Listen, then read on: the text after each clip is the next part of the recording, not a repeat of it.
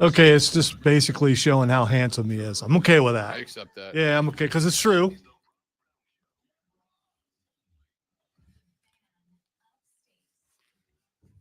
I can't start my day like that, Lonzo. I can't. I was scared, and I got real scared for just a second. And I didn't see Denzel anywhere because usually Denzel's the first thing you see, and then you know everything's good. I got real nervous for just a second when, as we're about to go on the air, the great one says, "Uh-oh, Sam Elliott's trending," and I thought, no, not today, Twitter. Don't you start my day like this. I can't have it. But it's okay. He's just trending because people are, much like myself on a regular basis, just talking about how handsome he is. So, but if you're going to trend, that's the number one reason to trend, right? I think it's every man's dream to look that good when they get older. It's not working for me. I'm trying, you know. The hair's going white, so we'll see what happens you need a cowboy mustache. I could do that. It's got a cowboy mustache. Things tend to get thicker on your face. You're telling me you could go cowboy mustache and you don't go cowboy mustache? If I could go cowboy mustache, it's all I do. Yeah, but I think mine will look more like Wilford Brimley. And you know, diabetes. I don't want to look like Wilford Brimley or like the dude from Major League, the manager. Yeah, I don't want to look like that guy. That's a win, boys. You put two more of those together, that's a streak. How'd that guy get into Hollywood? I mean, I guess it works as that and nothing else in the world of movies. You can be gruff sports coach with that voice, but nothing else. No, he was in another movie for a brief moment of time before he was. I think he survived. He was in Silverado. I don't think I saw Silverado. I think there's only a couple of guys in this bleep as one of them. You didn't see with Danny Glover and I don't think I did. And Goldblum's in it, and Kevin Kline. Hang on, I'm looking it up. I'm just telling you all the stars, and Scott Glenn, and it's my favorite Western of all time. See, that's a shot. Okay, Google. I don't need 19 different damn AI tools. Just let me look up what I'm looking up.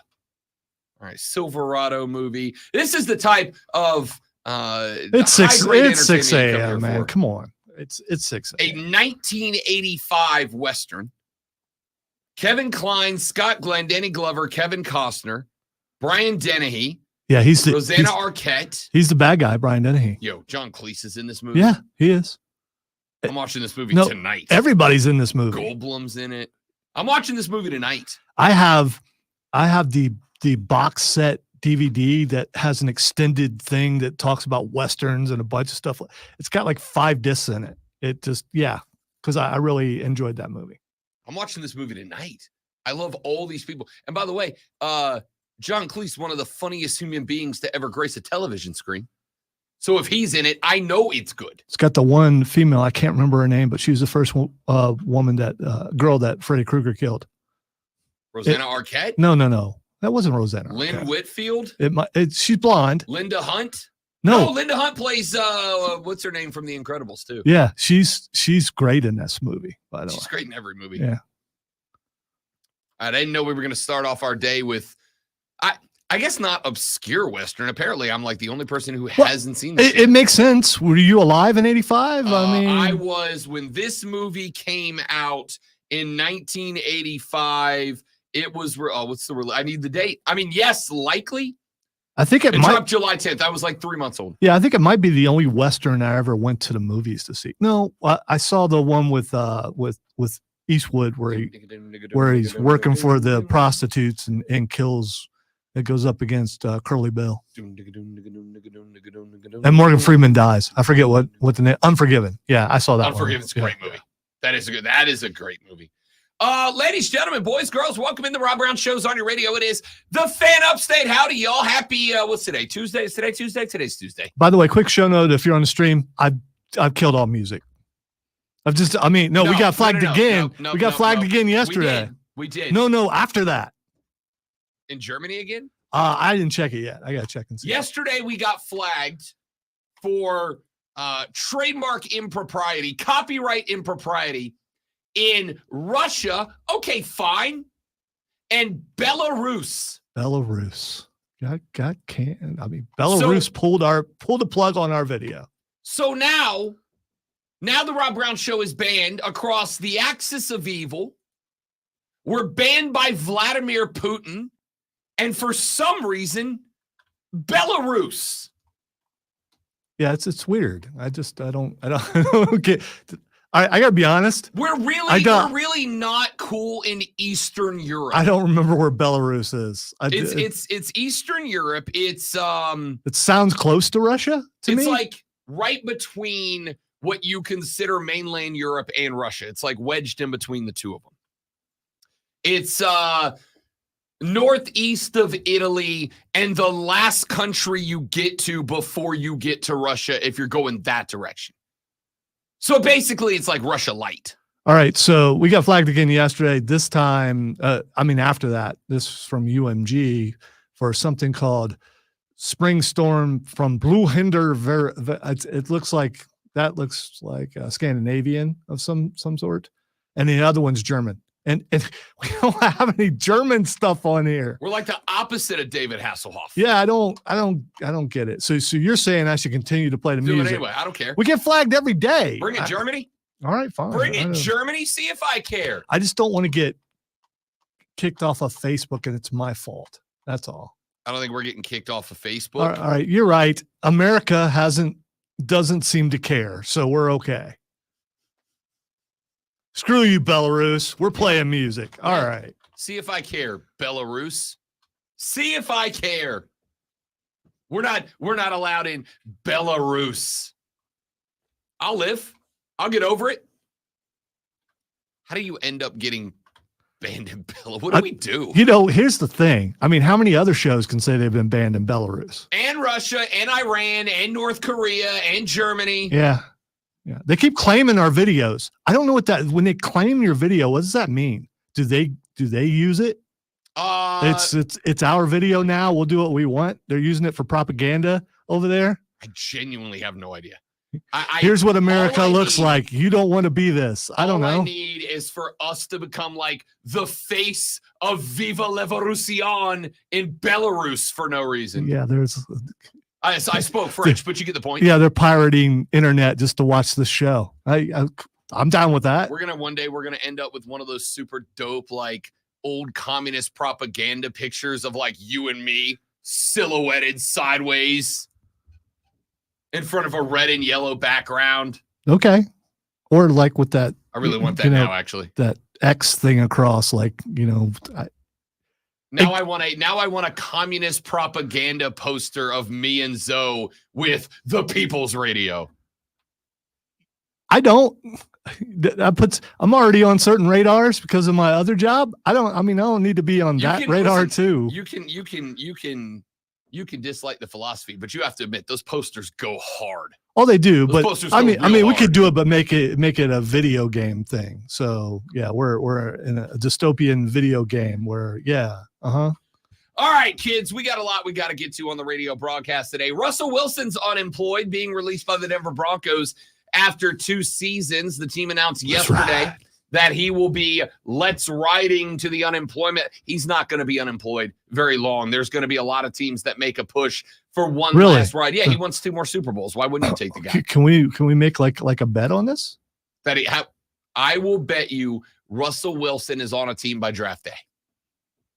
All right, let's bet a lunch. Okay, bet. Okay, bet. All right. We'll go to that place you went the other day. Yeah, that's what I was thinking. Yeah, okay. All right. Russell Wilson will be on a team by draft day. I am comfortable saying that. Russell Wilson statistically last year was not the problem. I'm looking at the menu here in a minute to find out what you're buying me. He's not going to be on a roster. He'll be on a roster. It was overrated, and then saw his limitations. If Sean Payton can't fix you, here's what I'll say, because I am going to take advantage of Lonzo in this situation, and here's why. Because you have a PhD. What in the hell? Yeah, let's not do that again. Stuff's just falling apart. over here. Yeah. Luckily, it didn't land on the button because it could have fired something. So Russell Wilson last year, amongst quarterbacks who threw 50 passes or more. Lonzo, quick, top of your head, play a little game. How many NFL teams are there off the top of your head?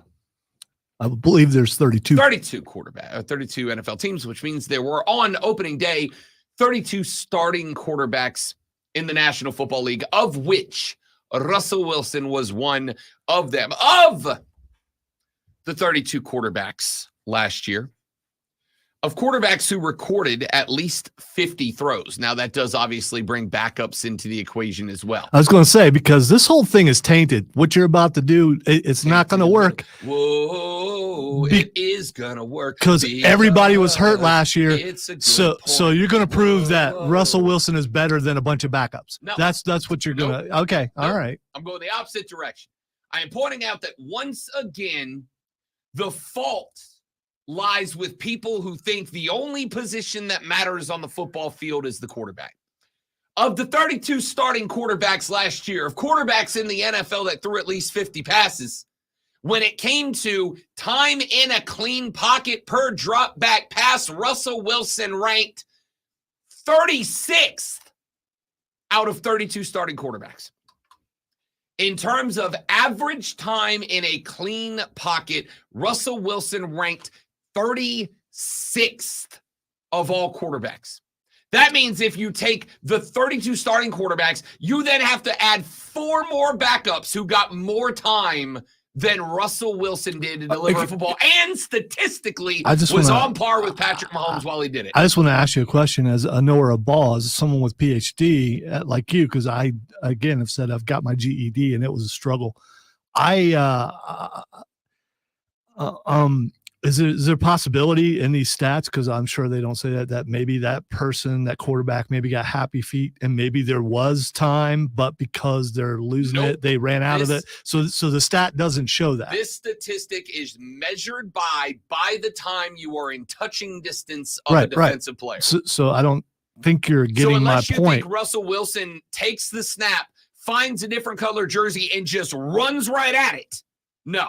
And while Russell Wilson might get a little pass happy, I don't think I've ever seen him run into a defensive tackle over and over and over and over and over again. If there was ever going to be another butt fumble, it would be Russell Wilson. But there's not been another butt fumble. You know, Russell Wilson. You know what? There won't be this season, at least not when you think it is. And I'm getting a free lunch. Free lunch. I never bet anymore. Have you noticed that? I have noticed that. Yeah, and the fact that I'm willing to bet on this, that might. I mean, you do a betting show, so you would know more than me. But I already have that cut. Do you have that one? Yes. Damn, I thought I. You can't. Fine, it's gone. All right. No. Actually, it's gone. I may not have the full cut. I may just have the. Wrong. I just have the first part. Oh, that's so now I deleted it. Well, why'd you do? I said wait. Okay, I'm bringing it back.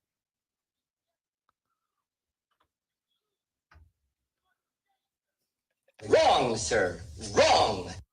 Hilariously, that's what I was looking for. And then I found that. And I'm like, oh, that's even so better. Maybe you heard it because you heard me play it like many times. Point possibly. Here is, you're going to lose. Russell Wilson's going to be a starting quarterback in the league next year. And now we get to ask the question. By the way, he might be, but you said that he'd be on a team by draft day. Oh, I think he will be on a team by draft day. When's the draft? April 25th.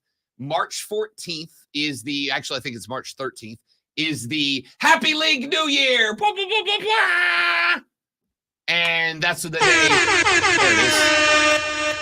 I don't have a club. I need a club horn. We can do dueling club horns. That'll be fine. I might just go manual club horn. So Russell Wilson will be released on the League New Year, which is coming up here in about 9 days from now. And when he does, he will be eligible to go somewhere else. By the way, the Denver Broncos taking on $85 million in dead cap. You know how much you gotta hate a guy to take on $85 million? You know what the next highest all-time dead cap space is? I looked it up this morning because 85 felt like a lot. Turns out it was. The next highest dead cap charge in the history of the NFL salary cap era was when the Atlanta Falcons let Matt Ryan, not Ryan, go. $40 million.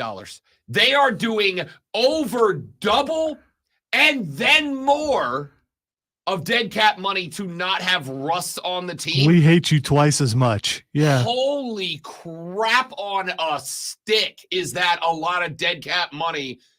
The Falcons, I remember when the Falcons cut Matty Ice, there was a lot of us who were kind of disappointed by it, right? You're like, this dude pretty much laid it all on the line for your team, and you sucked around him, not the other way around. 40 mil of dead cap money. And it was like, all right, he done ticked off somebody up in the locker room. The Broncos are eating $85 million of dead cap money to not have Russell Wilson on the what? I have to imagine. The only thing I can think of is that like sometime around week 9, remember when it got weird in week 9? Like it started to get weird. It was like watching right about the time when they released that Let's Ride video. Yeah. Around that time. Watching the Broncos around week 9 was like super awkward, right? It was like watching, you know how sometimes you got that married couple in your life, and they're obviously going through some marital difficulties, but they're trying, right? They're working it out. They own a house together. They got a dog, maybe a kid.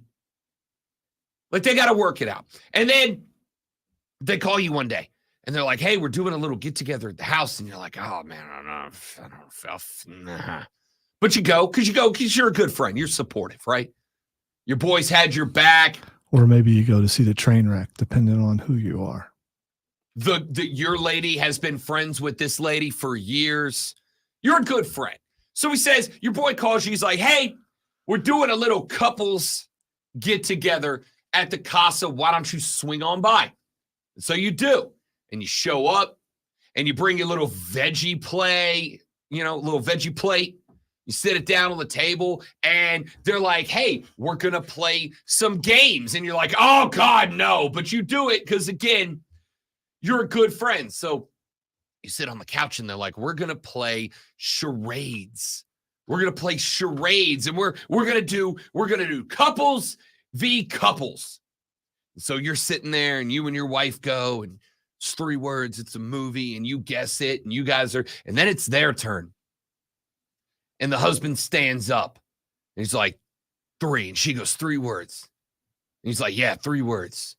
And then he starts acting it out. And she starts guessing a bunch of stuff that's not the thing he's trying to say. And the next thing you know, she's like, hey, you suck. And he's like, yeah, you slept with all my friends. And she's like, well, maybe if you were better in bed. And it's like this whole thing. And you're watching this from the couch like, ooh, this is awkward for everybody. Look at that. It's getting kind of late. Time for us to go. Yep, time to hit the old dusty trail. And it's awkward. It's awkward for everybody involved. That was the Denver Broncos last year. Like, you could tell. And the only thing that I can imagine happened was at some point around week 8, Russ Wilson showed up to the office and he walked in. Sean was over in the corner. Remember, Russ is still mad because Russell Wilson had his own damn office, right?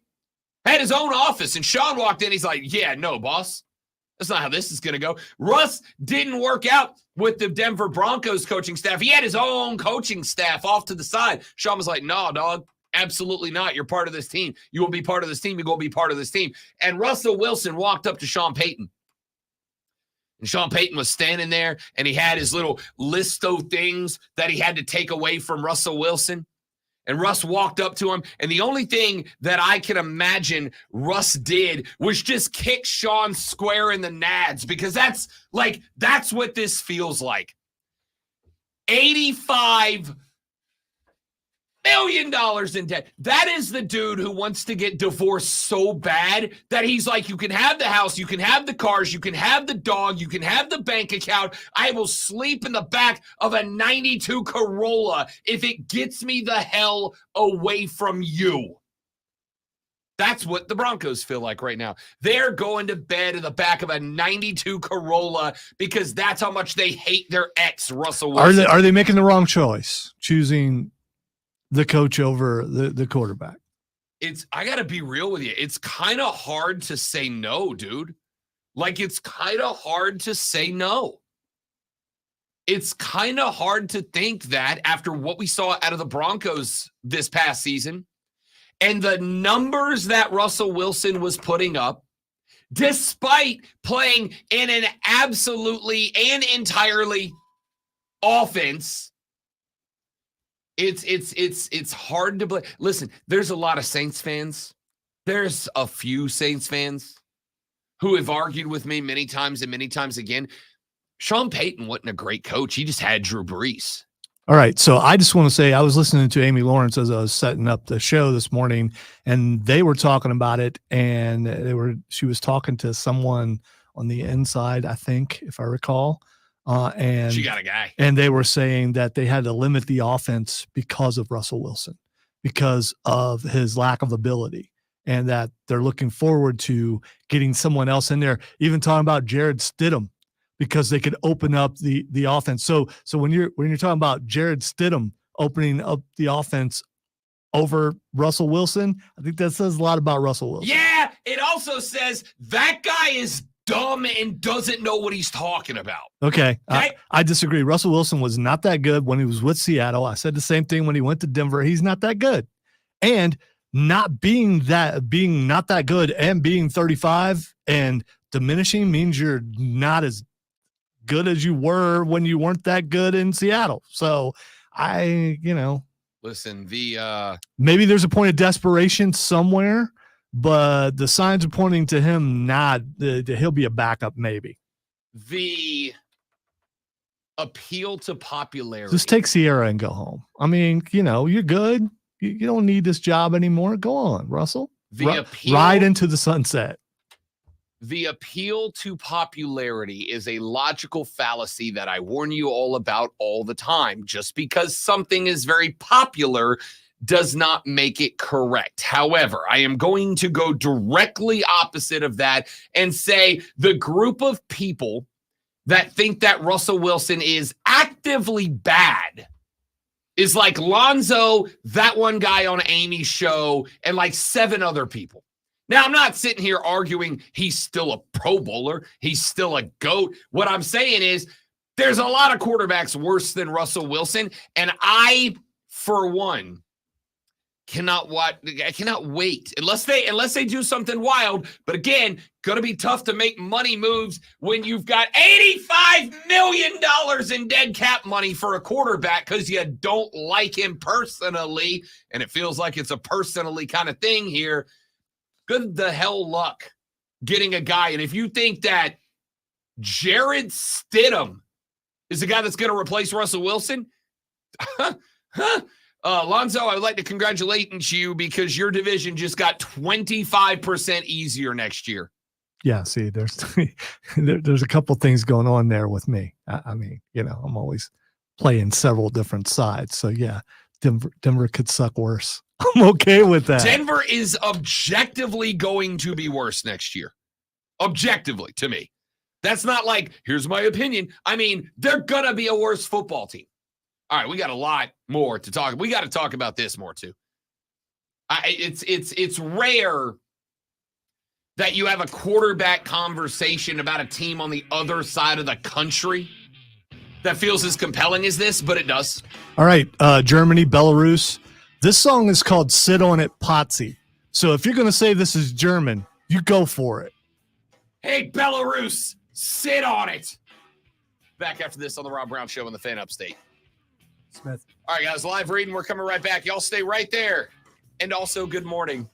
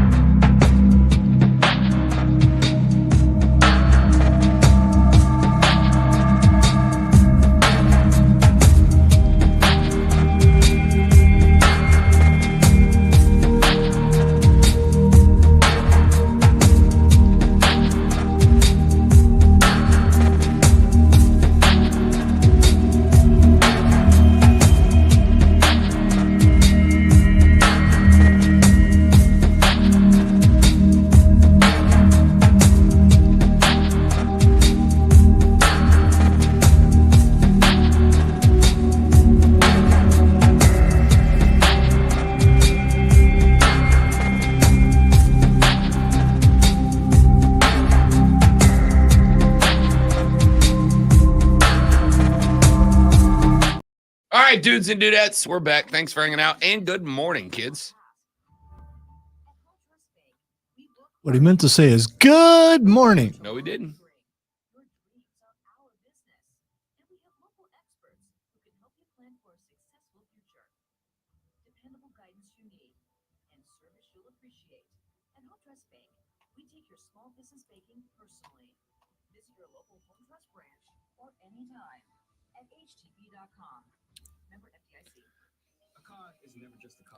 Kevin, even you, when you typed that, had to think, this is not going to work.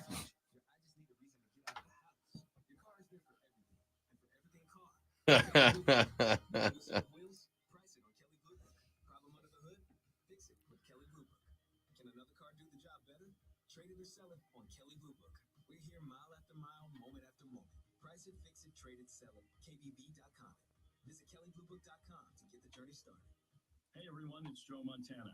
Spreading the word Hi, Joe. Joe Montana was a quarterback, you idiot. If you're 65 or older like me, you're at increased risk. So, what's the game plan? A strong defense. Pneumococcal pneumonia can strike at any time in any season, so you shouldn't wait to help protect yourself.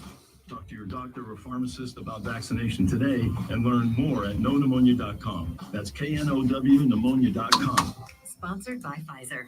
Sponsored by ChumbaCasino.com. Welcome to the ultimate playground for online social casino enthusiasts. Get ready to live the Chumba life and play over 100 online casino-style games for free at ChumbaCasino.com.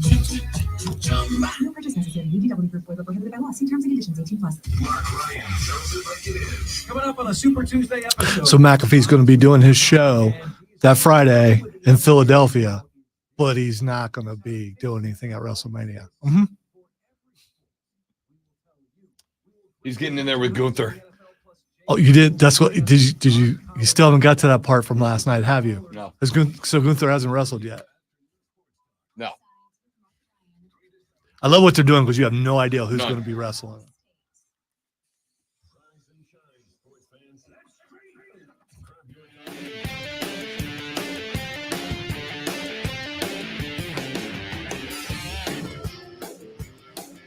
I am intrigued, I guess is the word. Quarterback news is always a big deal in the National Football League. It's the most important position on the football field, and you will not find an American who disagrees with that. It's the most important position. It's the most compelling position. It is the position that breeds the most superstars. America. It is the position that gives you the most drama. It is the most important position on the football field. And therefore, it is the most compelling position on the football field. Every year in the NFL draft, you're going to hear talk about receivers and running backs and defensive players, but let's call it what it is. What are we all really interested in right now? The quarterback position. Is it Jaden Daniels? Is it Drake May? Is it Caleb Williams? Hey, would you look at that? Bo Nix and J.J. McCarthy and Michael Penix Jr. all toe it up during the combine. Now, all of a sudden, I'm reading draft write-ups saying that J.J. McCarthy and Bo Nix are first-round candidates. Check down Charlie Bo Nix. JJ, my team ran it 2 times in the second half against Penn State. McCarthy, it's a real long nickname.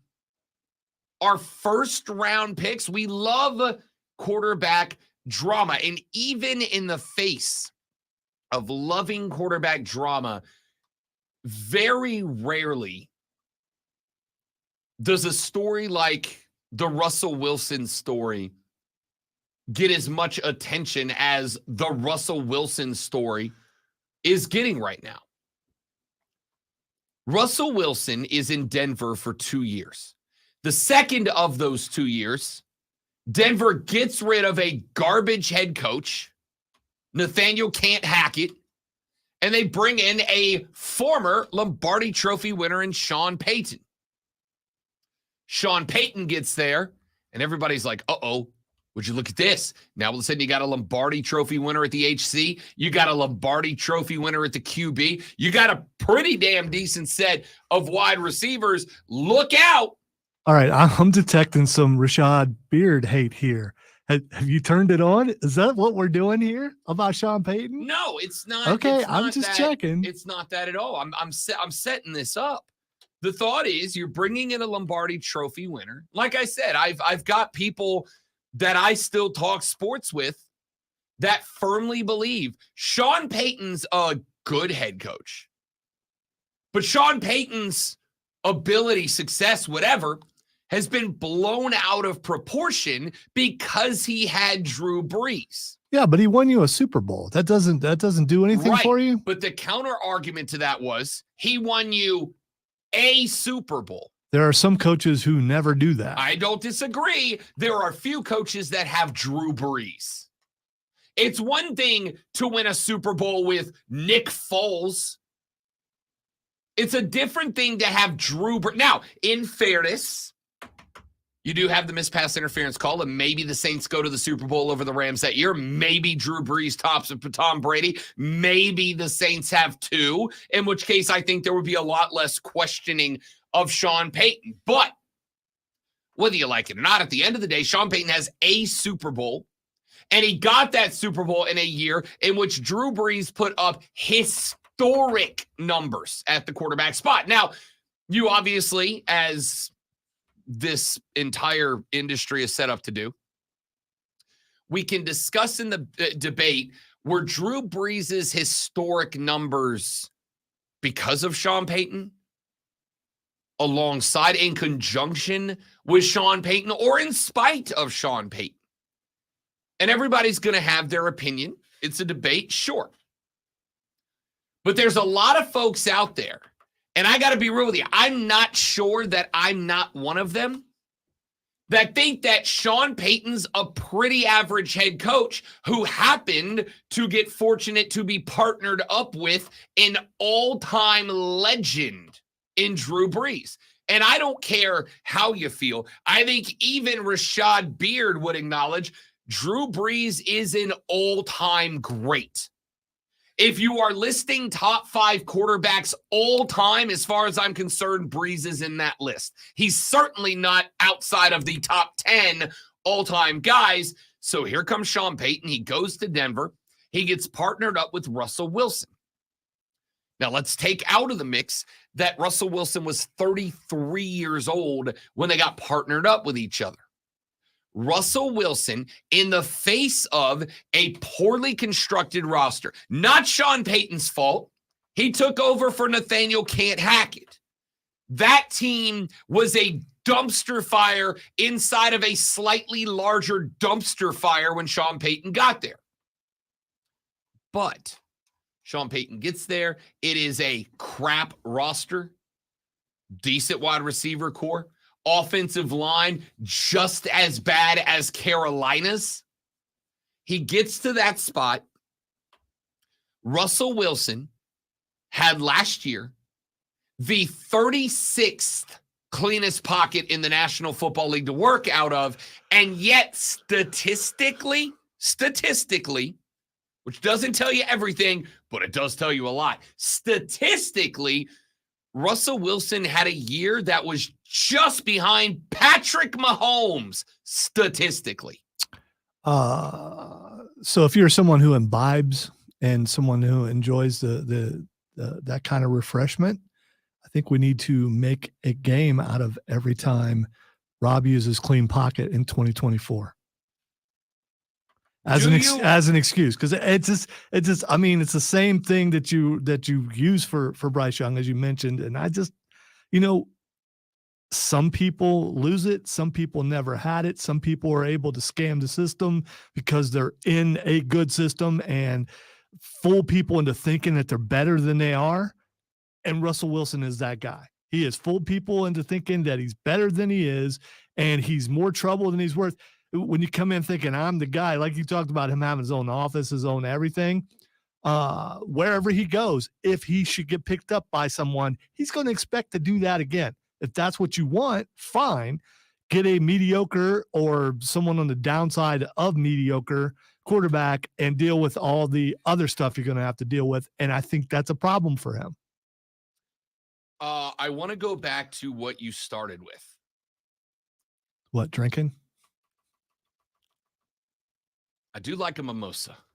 I do love a mimosa. Clean pocket. Mimosas till noon is living your best life. By the way, KC on the stream says I'd argue Peyton helped that's Breeze fine. become better, not the other way around. It's absolutely a subjective argument.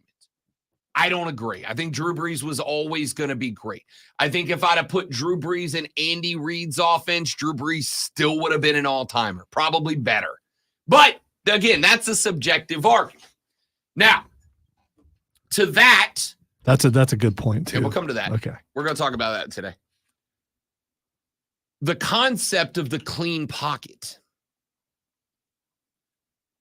I don't know that there is anything in the 3-ish years that the Great One and I have been making award-winning radio together that frustrates me as much as you not understanding how important having time to throw the football is. By the way, I do understand that, but I think you use it as an excuse for certain quarterbacks. No. Because that's what it seems to be. Reason. It quarterbacks that you and I are on opposite sides of, that's always your argument. And sometimes it has nothing to do with the clean pocket. Sometimes they're just not that good. I hope that's not the case with Bryce Young. I hope he gets better. But when it comes to Russell Wilson, I have always thought he was overrated. For a decade here on this radio station, or more, because I've lost count, I have never been a Russell Wilson fan. Well, I understand that. The thought to me is a clean pocket for a quarterback is a tool for the job. We have talked about the difference between reasons and excuses. A reason that something happens is something that impacts whatever you're doing that is outside of your control. This is my definition. An excuse is when something that within your control happens and derails the mission.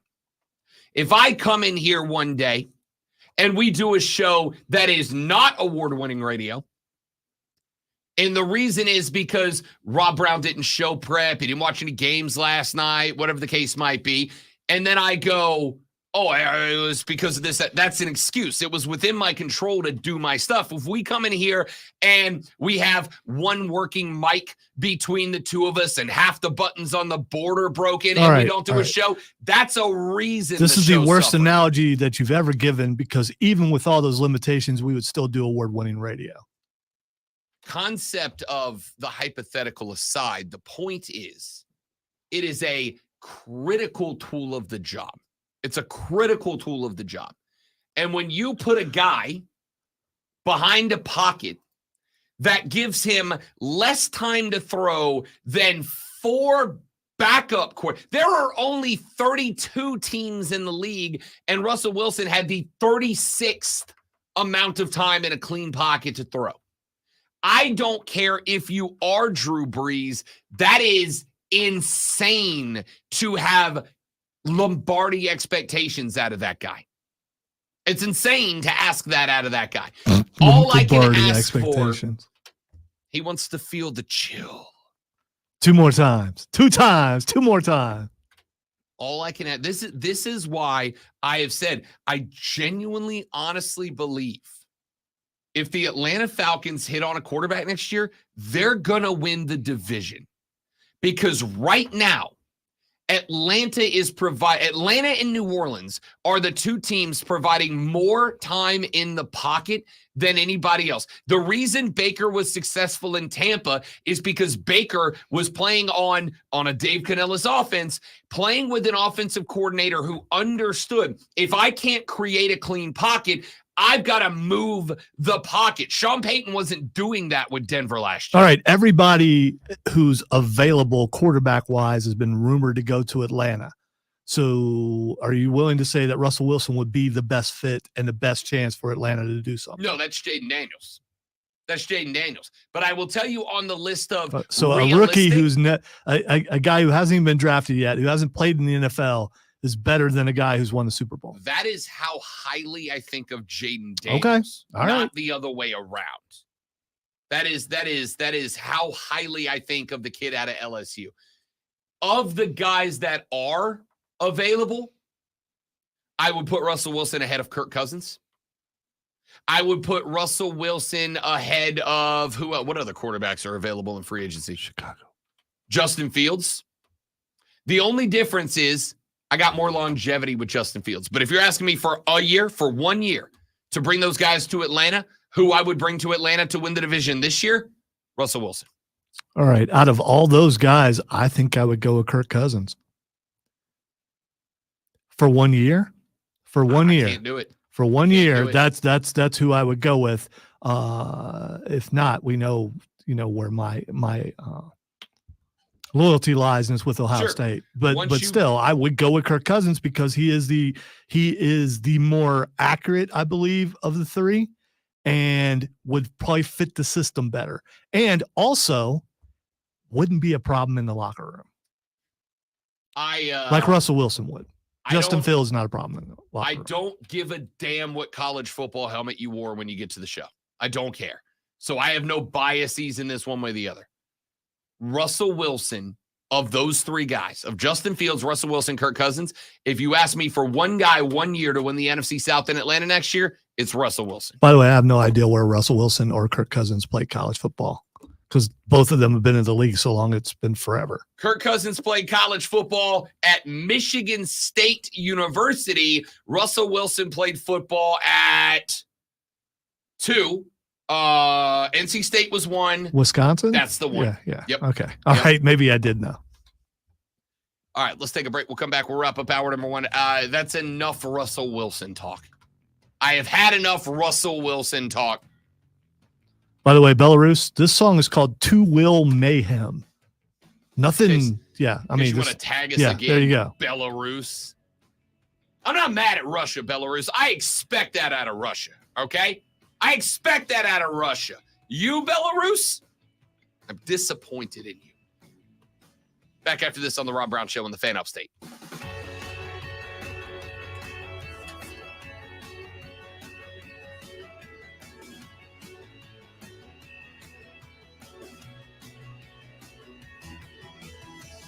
When's time change? Is that next week? Let's see. Yeah, it's gonna be a rough time for us. Oh, because we're springing ahead.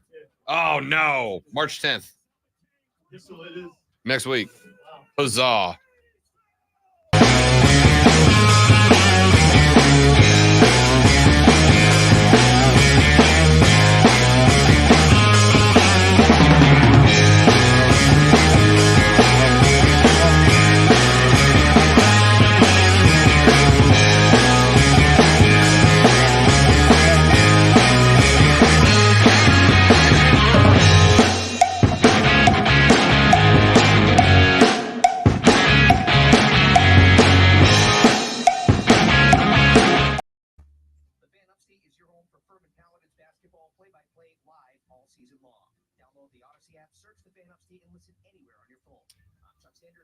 Yeah, NC State and Wisconsin. That's it. Thank you. I don't get it. I really don't get it.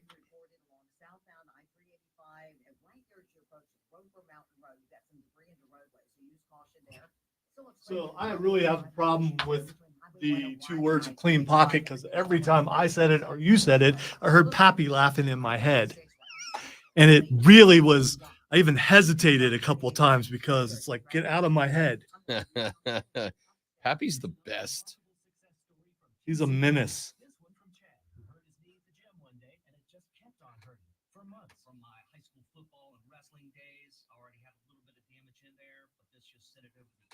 Chad tried traditional treatments with no improvement. When he turned to the All right, Belarus, the song we're coming back with is called Call Me Mud.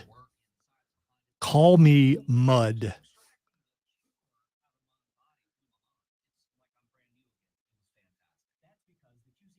Natural biologic treatments use your body's own healing power to restore Uh-oh. damaged tissue in your hips, shoulders. Did and I knock the knees, ostrich providing down? lasting relief. Now I'm back at the gym. I'm 100% feeling It's because I'm wearing a flash shirt and I move so quickly.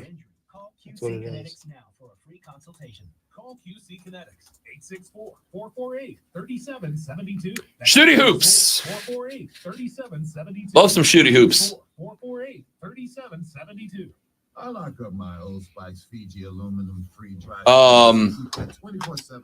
Do you want to go to the Carolina women's game on Friday? No worries if not, but I got to put in the request today. It's more about, do I have clothes to wear? Khakis. Yeah, that'll be a no then. Some of them burnt those. I gotta find them so I can. I am going to go. I am going to go Saturday. I'm going to play golf Sunday morning and then go after that.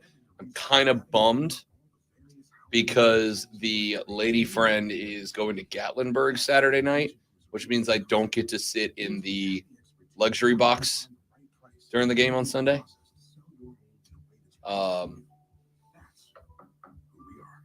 But I may just get myself a press table. It's a courtside seat. I have to not sit in the luxury box, so I'm gonna have to sit courtside at the press table, Yeah, like a that's, plebe. Yeah, and then pretend like you're not rooting. I'm not rooting. I'm impartial at the game. Well, I mean, I'll be rooting after. I was gonna say you could be rooting for a happy home. I mean, you know, you could be doing that. That's fair. That's fair. Let me think about it. Okay. I mean, I would like to go, but at the same time, clothing is a problem.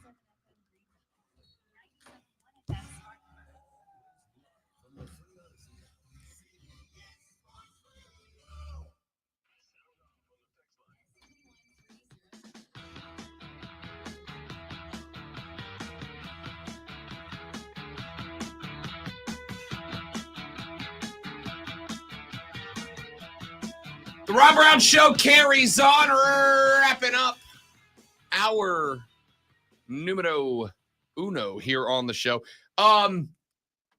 There's a couple more things out of the National Football League we're paying attention to. We know that Mike Evans has been re-signed by the Tampa Bay Buccaneers. Fantastic move for Tampa Bay. The only move for Tampa Bay is to keep if they want to have any chance of running it back. Who's their to the division. quarterback though? Baker Mayfield. Yeah. I Probably. was gonna say he hasn't signed yet, right? They're not bringing him back. Unless Tampa is going to pull that one draft day shocker to bring it back. And I don't know how you don't bring back Baker. My guy just had a career year. Now we just get to find out, was it Baker or was it Dave Canellis? If you're a Panther fan, you're really hoping it was Dave Canellis. And if you're a Tampa Bay fan, you're really hoping it was Baker Mayfield.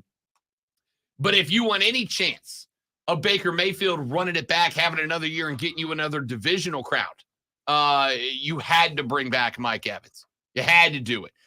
Because while Evans and Godwin as a tag team are the reason the wide receivers are so successful in Tampa, you got to have both members of a tag team for that tag team to work. And it does with those cats.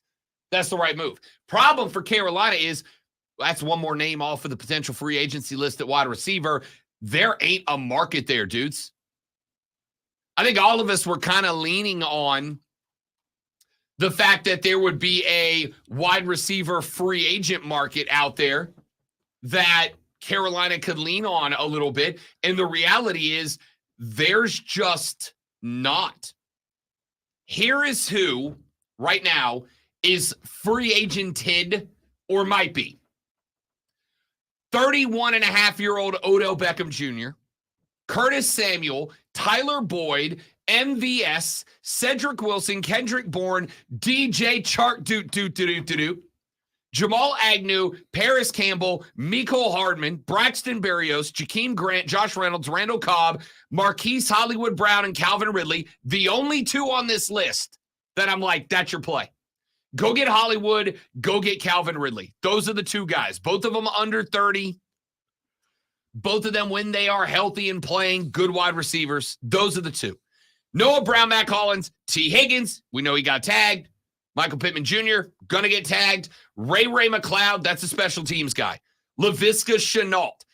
Again, if I can get one of the two guys I mentioned a minute ago, I would not be unwilling to bring Laviska Shenault back, but I want to be able to do what you should have been able to do last year, which is move him out of a 2 spot and into a 4 spot or a gadget spot where you can use him creatively. I don't want Laviska Shenault where I go, run a 7, run a 3, run a 9. I want to be able to say, 1's doing this, 2 doing this. Laviska, get open. Be that dude. That's only going to happen if you get those other guys. Chase Claypool, Van Jefferson, Sterling Shepard. Like the free agent wide receiver market ain't good. It ain't good.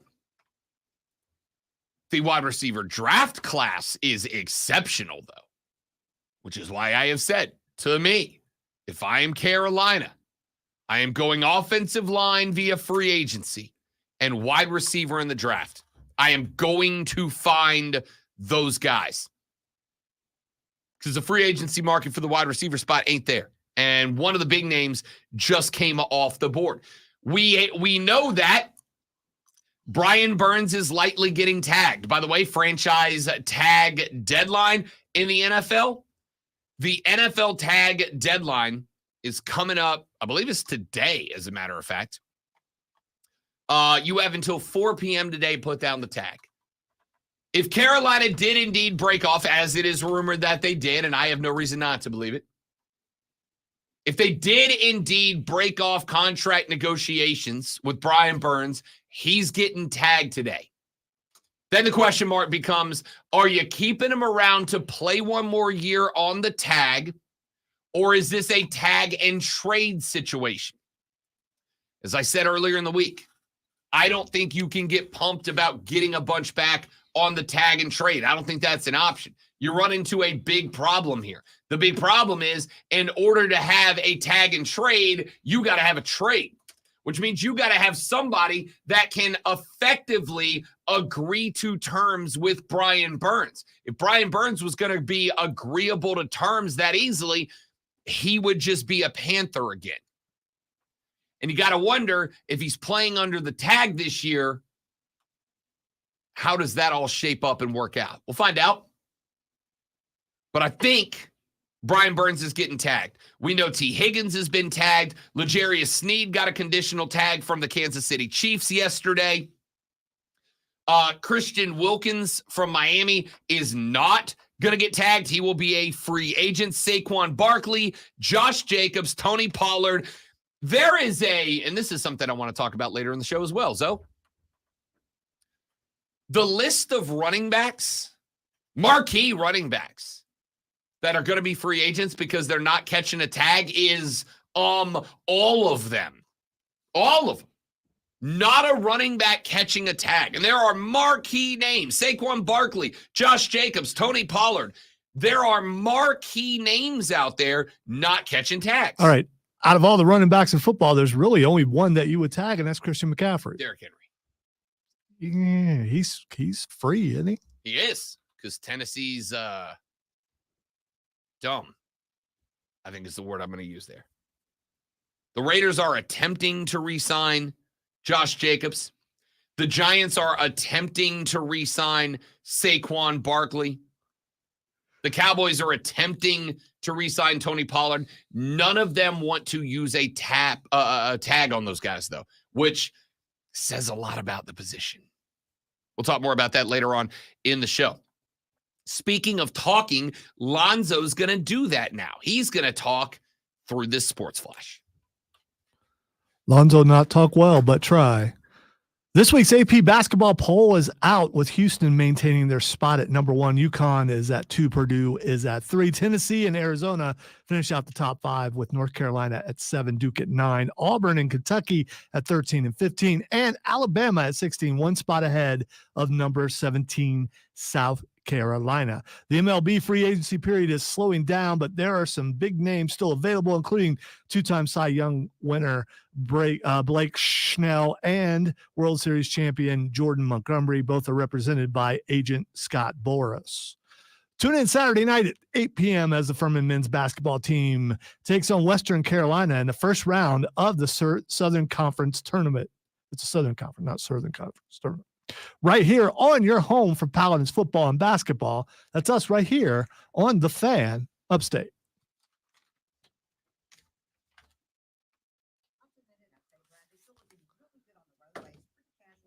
Words not work well. Southern. Down here in the Southern.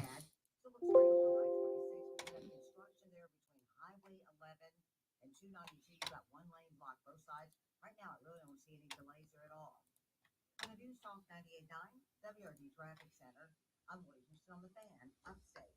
Urgent Camp Lejeune settlement message. On September 6th, the government announced it will soon begin providing fast, guaranteed settlements to Camp Lejeune Marines, families, and civilians. Awards will range between $100,000 and $550,000, with an option for higher amounts. If you or a loved one spent time at Camp Lejeune and suffered cancers of the bladder, liver, or kidneys, leukemia, non-Hodgkin's lymphoma, Parkinson's, or kidney issues, you may qualify for compensation and could be paid within 60 days after accepting your settlement, with your VA benefits fully protected. You may be entitled to a significant financial award for your Camp Lejeune claim, but you must act now. Call the James Harris Law Camp Lejeune helpline now to get the compensation you deserve. We're already fighting for thousands harmed by the water at Camp Lejeune. Call now or you may forever lose your right to be awarded a settlement between $100,000 and $550,000. For your free Rob would know more than I, but it sounds like threat of violence.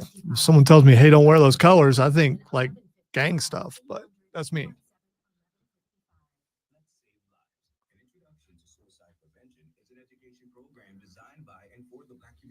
To learn more, go to afsp.org/chapters. AFSP is an I'm Listening partner. Learn more at imlistening.org and on the Odyssey app.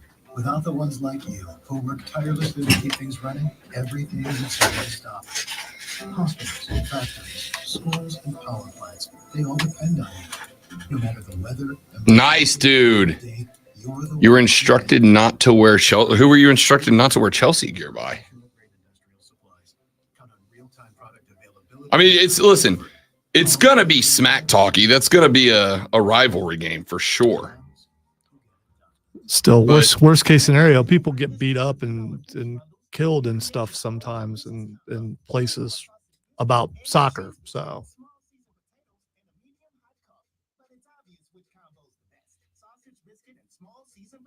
if you wear impartial colors, but you're still cheering a certain team, I mean, someone's seeing you do that, right?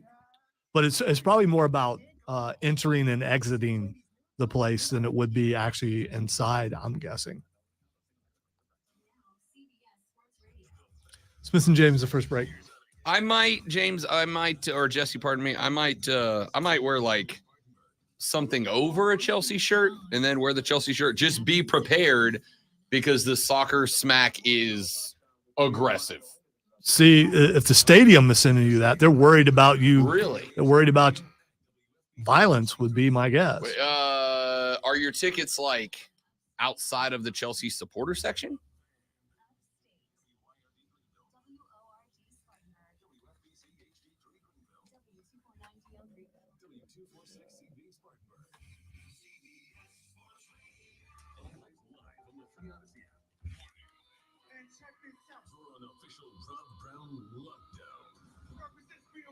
Yeah.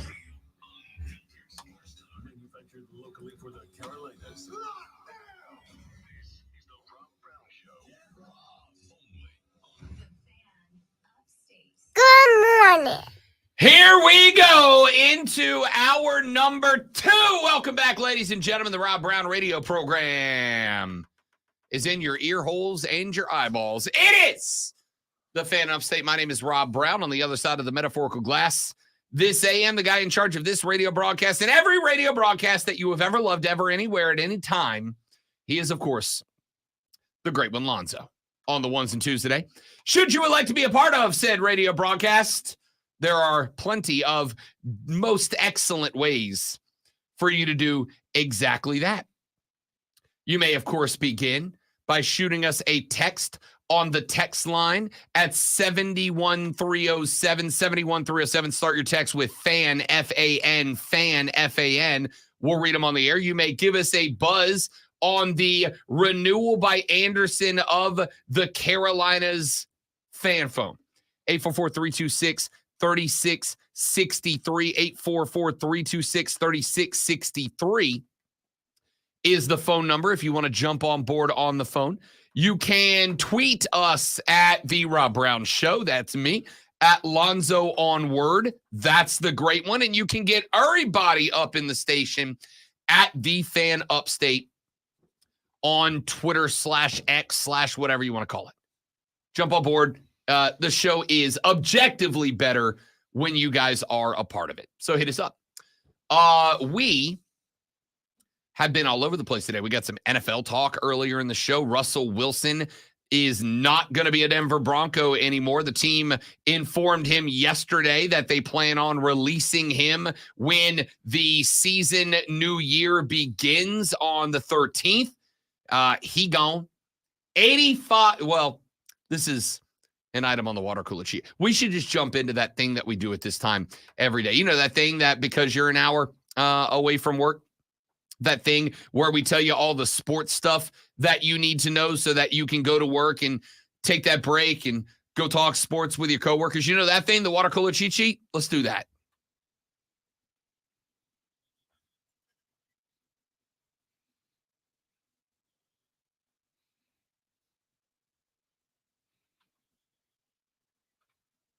You're fired!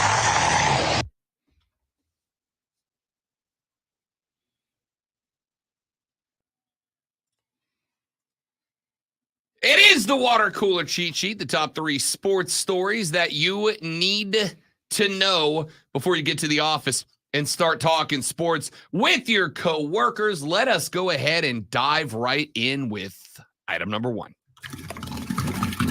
Very busy day if you are an NFL fan today. A lot going on. First off, today is trade deadline day. Excuse me, scratch that, tag deadline day. If your team is going to utilize the franchise tag, they must do it by 4 p.m. today. At 4 p.m., we will see who gets tagged. Not a lot of teams opting, at least not so far, not a lot of teams opting to use the tag right now. Carolina will apparently be one of those teams, as it appears that later on today, Brian Burns will be one of the first players in the NFL to catch a tag. Burns expected to be tagged by the Cats. There is not word yet on what the objective for Carolina will be after that. Is it going to be a tag and trade move? Is it going to be, hey, dude, sorry about your luck, but you just are a Panther now? We don't yet know, though it is going to be interesting to watch this play out. You got to have a dance partner, obviously. If you are going to do a tag and trade, you got to have somebody willing to jump on board and make the move with you. There is the thought that Carolina has likely been shopping Brian Burns around. But again, dude wants $30 million a year and had a down season this year. So there is the question mark about whether or not that is a realistic ask, and if there is anybody else that is going to be willing to pull the trigger on that.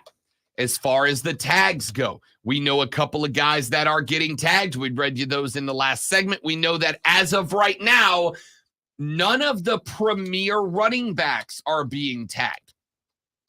That is interesting as a Panther fan because you might need to bump up the running back locker room this season. Miles Sanders never reached the heights that you paid him to reach. You got some other guys in there like Chuba Hubbard, who I think you can lean on, but there's not that, as of right now, premier guy in the locker room. So you got to wonder if Carolina might be willing to make a move on any of these guys? We're going to find out later on today. Russell Wilson, as we mentioned just mere minutes ago, was told yesterday, was informed by the Denver Broncos that when the new season begins, he will no longer be on that football team. They said he is going to be out. No ifs, ands, or buts. Russell Wilson is gone. That is, of course, very interesting, in part because that means that the Denver Broncos are going to be eating $85 million in dead cap space. Yes, noted Kansas City Chiefs fan, the great one Lonzo, very excited about that. $85 million. Do you know how much you got to dislike somebody to put yourself in an $85 million hole to not have them around anymore? So you've never worked with or had someone in your life that you'd be willing to pay that much to get rid of? I mean, not get rid of, but have them, move somewhere. Dude, in a day, on the spur, in a day, I rented a U-Haul, packed everything I owned out of an apartment, and left Jacksonville with not a damn clue where I was going to get away from someone. Yeah, no, I get it. I spent every dime I had and had to borrow some from family members to get the hell away from somebody. I absolutely understand. What I'm saying here is I'm not an NFL franchise that has tens of thousands of people rooting for me. I had like 7. And I felt like a disappointment to them at that point in my life. So, good luck, Denver. Hey, let's stick with the National Football League for just a minute. We talked quarterbacks earlier in the show. The great one saith unto me, Rob Brown, if you had to pick a guy right now to go to the ATL and represent the Dirty Birds next year, would you go Justin Fields? Would you go Kirk Cousins? Would you go Russell Wilson? Is it definitely got to draft somebody kind of spot? And my response to the great one was, I think I would more than likely end up going with Russell Wilson. I just think that's the move. This now becomes very interesting because yesterday it was made known that Kirk Cousins is in the midst of a decision-making process. Now, we don't know why.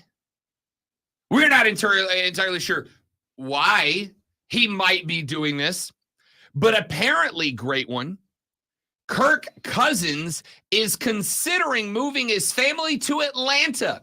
Apparently, he has been talking to some friends, talking to some colleagues that have said, hey, yo, Kirk, Atlanta's a wonderful place to live. And Kirk's like, yeah, no, I'm thinking about it.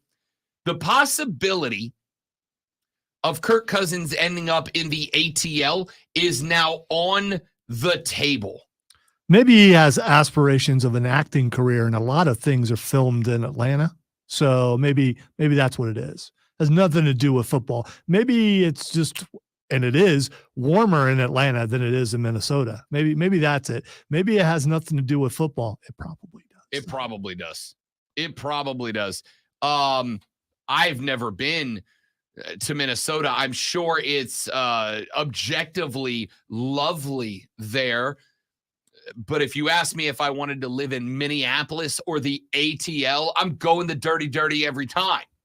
So Kirk Cousins is apparently at the very least considering moving his family to Atlanta. Of course, Atlanta right now looking for a QB, trying to figure out who QB of the future is going to be. And all of a sudden, Kirk Cousins is very much on the table as a possibility. We'll keep an eye on that situation for you. Let us go to item number 2. Your AP poll for the college basketball landscape on both the men's and women's side is out. Let's play the Rob Brown Show Home Edition. Lonzo, would you like to wager a guess at who checked in number 1 in the women's poll? I'm going to go Rob Brown with the South Carolina Gamecocks. Wait, I got a thing for this. There it is. Do you have to hit it like? Now. Do you have to hit it like that to make You gotta lean into it. Is that what you have to do? Of course it is. The 29. Oh, I got one of those too. Hold on. Hit that again. Take that, Belarus. The 29-0 undefeated South Carolina Gamecocks check in at number 1 in your AP poll, the final AP poll of the women's regular season. As coming up this weekend, it is conference tournament time, including the Southeastern Conference tournament taking place, ladies and gentlemen, right here in Greenville, South Carolina. The Gamecocks will, I know, what an absolute shocker, end up as the number 1 overall seed when it does kick off. Stanford checks in at number 2. Iowa 3 behind Caitlin Clark. Ohio State 4, who Caitlin Clark just knocked off this past week. USC 5, Texas 6, UCLA 7. The LSU Fighting Tigers have seen themselves fall all the way down the list to number 8 in your women's poll. UConn 9, NC State is 10. So the Lady Gamecocks are going to find themselves in a familiar yet comfortable position coming up this weekend when they enter the SEC Women's Tournament as the number 1 overall seed. Over on the men's side, not a shock. The Houston Cougars retain their spot atop the NCAA's list on the men's side. Of course, the Cougs were in a very interesting spot because they handed out the very first L in a 2-month win streak to UConn about a week ago, and they have not taken an L since. Houston got 52 of the available first place votes. UConn got 6 of them. They check in at number 2. Purdue, behind Zach Edey, got 4 of them. They are number 3. Tennessee 4. Arizona 5. Iowa State 6. North Carolina at 7. Marquette 9. Marquette 8. Duke 9, and the Blue Jays of Creighton are at 10. Further down the list, in the SEC, the Auburn War Eagle Tigers at 13. At 15, the University of Kentucky. 16, Alabama. 17, South Carolina. And that is where the Gamecocks find themselves with the men's conference tournaments just a tick over a week ago, a couple of games remaining for all of those teams before we do get to those conference tournaments. So there's your men's and women's AP poll. On the men's side, South Carolina 17. On the women's side, exactly and precisely, zero shock, they are the number 1 team in the country. I noticed you didn't mention that other team that's around here, their rankings. Are they ranked or anything? They are not ranked. Oh, okay. I just unranked. wanted to give equal treatment to both. Currently that's all. Okay. Item number 3. Let's take a look at baseball, shall we? Mainly and only because I know that Lonzo's such a huge fan, and I know so many of you are paying attention to this, as you should be. Does this count in the 10%? I'm going to say no. This is news, right? Okay. I'm going to say this is. I'm going to say this is news, and I'm going to say honestly, I'm going to say it's relatively important news if we're being, as the kids say, if we are keeping it 100. I don't think that's how they say it, but you get it. Because you don't want to be brand new. I do not want to be brand new. So, Scott Boras is arguably the most well-known agent in Major League Baseball circles. Scott Boras represents a lot of big-name clients. Scott Boras represents a couple of pitchers that are highly sought after, actually still highly sought after. Blake Snell is a two-time Cy Young Award winner. Blake Snell is currently not on a Major League Baseball team. He represents Jordan Montgomery. Jordan Montgomery is a World Series champion from last year with the Texas Rangers, now a free agent. He is not currently on a Major League Baseball roster. Why not? Well, there's a lot of blame to go around, but Scott Boras is believed to be a big part of the reason why. Scott Boras represented Cody Bellinger, amongst many others who have been signed so far. Scott Boras has a very, to me, strategic way of getting his biggest name signed. Scott Boras' strategy is he's either going to get you a long-term contract or he's going to get you a less lucrative short-term contract, but he is going to get it with player options, which, of course, gives you the opportunity, should you elect to run with it, to play a year or two, make a bunch of money, bet on yourself, as the old expression goes, get real good, and then get paid down the line. Scott Boras is working on doing that right now with these two pitchers. He did it with Cody Bellinger, as we mentioned earlier just a moment ago in the segment.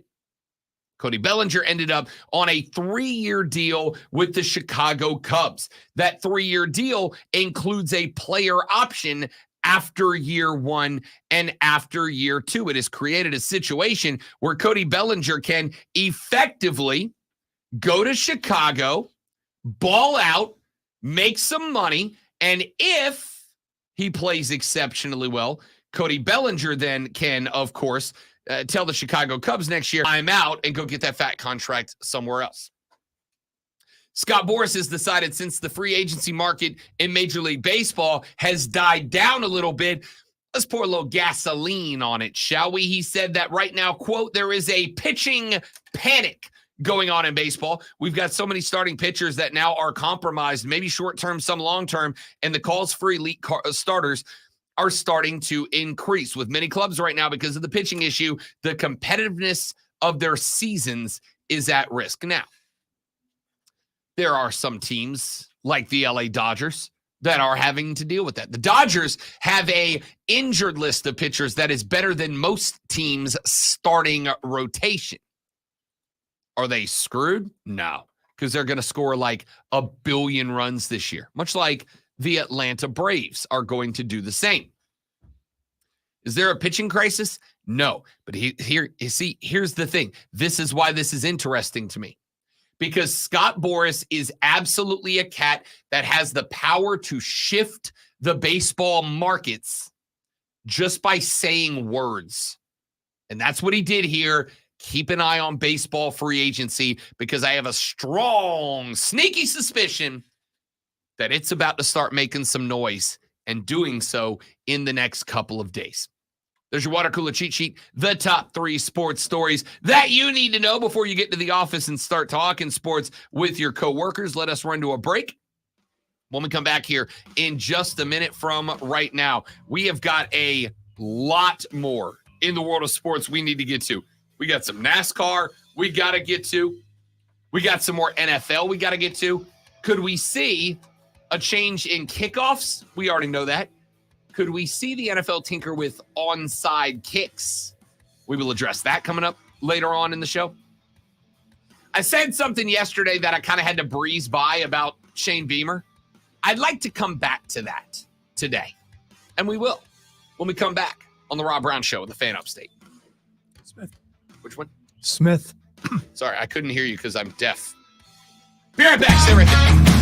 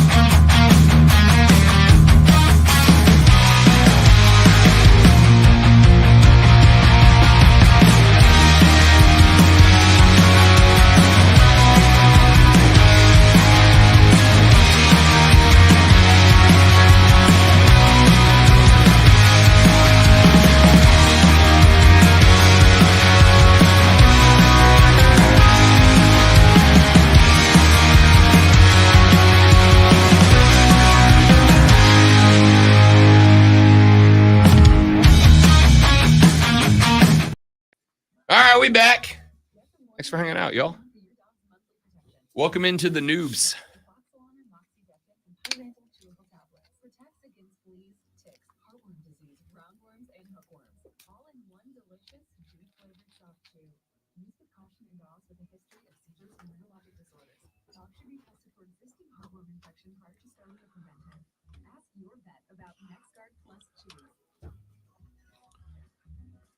Since Belarus, Belarus. Damn you, Belarus. keeps messing with us, I tried to look up famous people from Belarus. I think the most famous person I found was Olga Korbut, who was a gymnast back in the day. I mean, back in the 80s.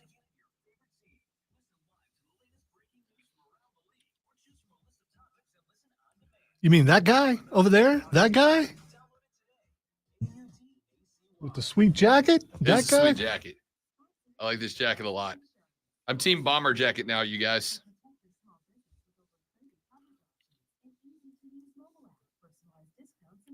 Just in time for hot weather. Rob's going with jackets. I want to be mad, but that's an excellent point.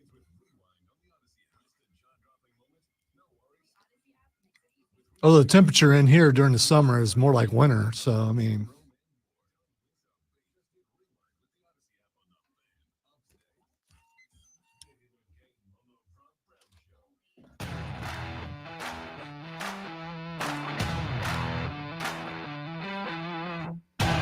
The Rob Brown Show carries on. It is the Fan Upstate. I talked about this very briefly yesterday. I would like to, for just a moment, get back to it here because we had John Blau on from the Post and Courier to talk Clemson athletics yesterday. I did not get to spend quite as much time on this as I would have liked to. So I'm going to now because I can and want to.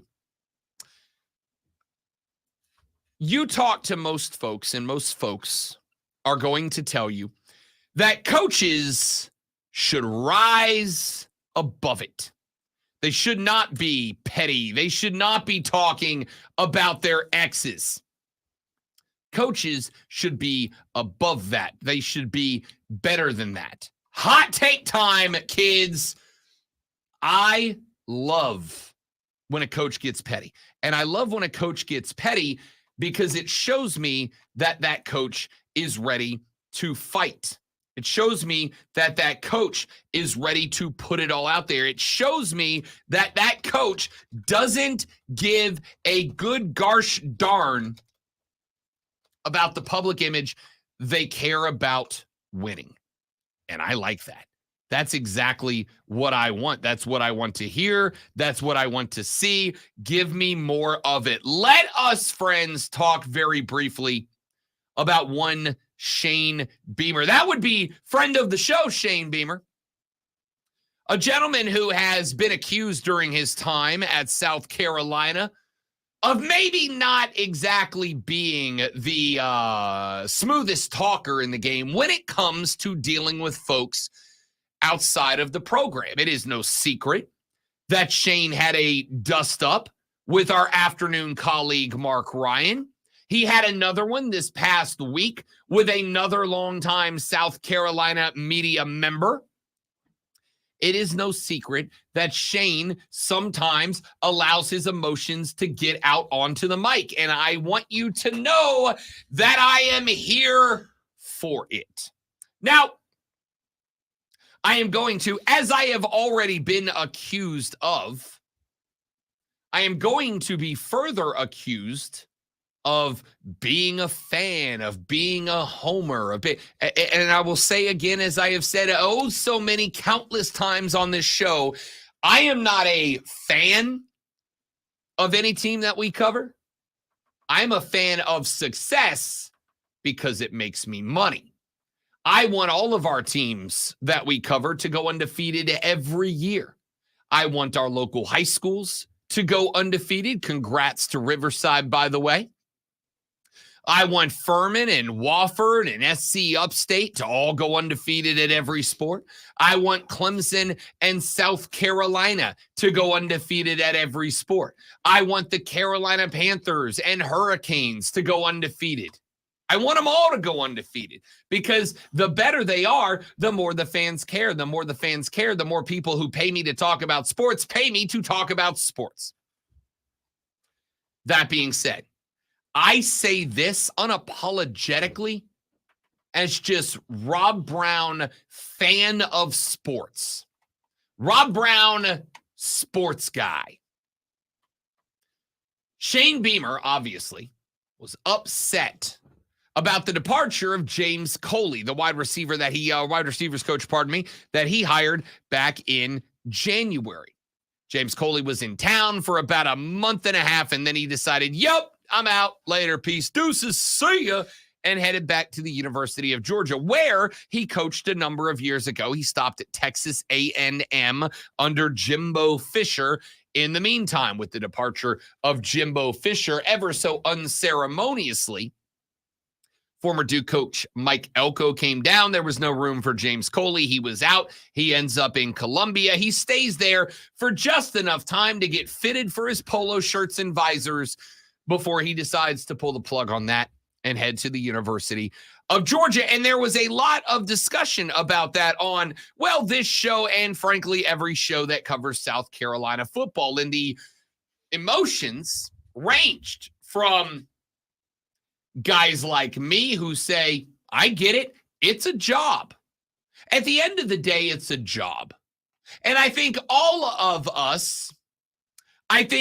most of us, should we get an opportunity to go to a company with a proven track record and also one that's going to pay us more, are going to take that opportunity. And it may even sting a little bit. It may hurt to look a manager you like in the eye, to look your coworkers in the eye and go, I have enjoyed our time together, but depart I must, for this opportunity may not present itself again, and take off. I don't fault James Coley at all, but many of you do. Many of you were very upset at the guy for taking a better opportunity. And yes, Shane Beamer was in this case one of you. During his introductory press conference for the new guy, Shane said this about the old guy.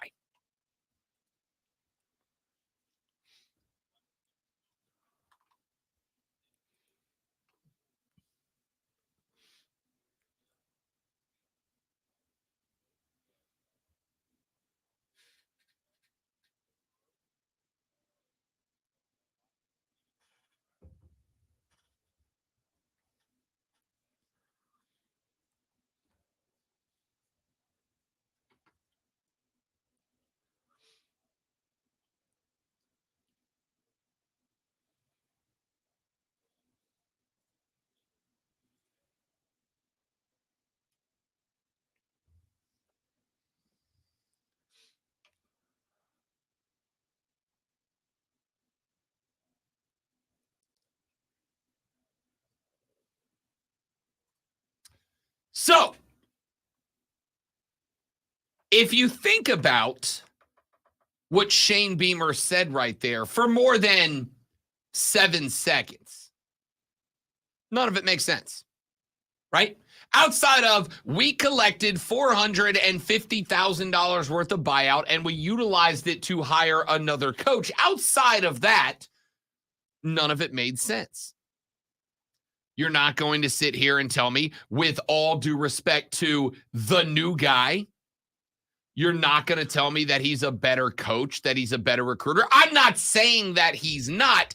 I'm saying as of right now, you can't tell me that he is. There is a reason that James Coley was such a coup of a hire for Shane Beamer. There is a reason that James Coley is a guy that Kirby Smart, right now considered by many to be the best active coach in college football, stepped in and hired him away from South Carolina. Again, I'm not saying that the new guy isn't going to end up being in that same conversation. I'm just saying right now he's not. I appreciate what Shane is doing. It's the company line. It's the spin. This ain't O'Reilly. This ain't the no spin zone.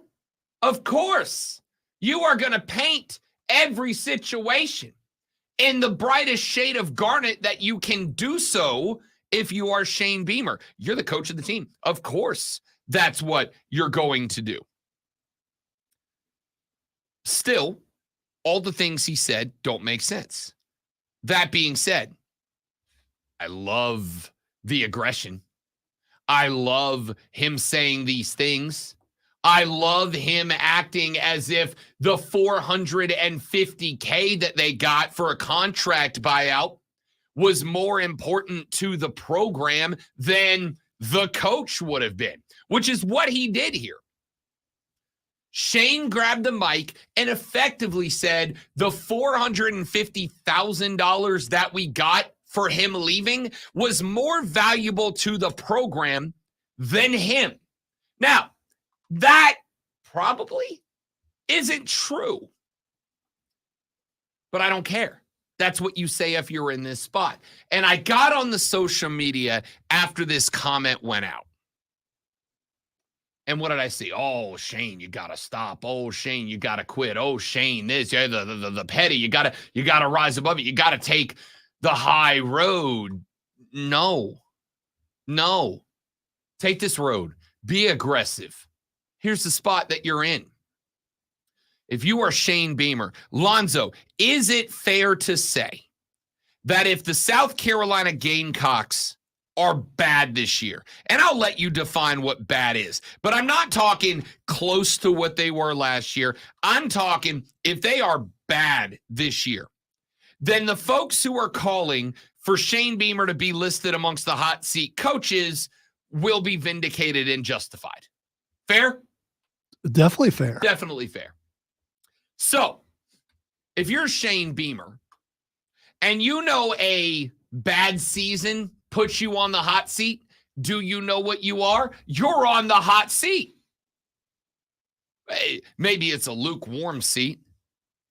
Maybe it's a seat like you sat down on and you realize somebody else just got up from this seat. I don't know, as a college football coach, if you ever are not feeling a little bit of heat.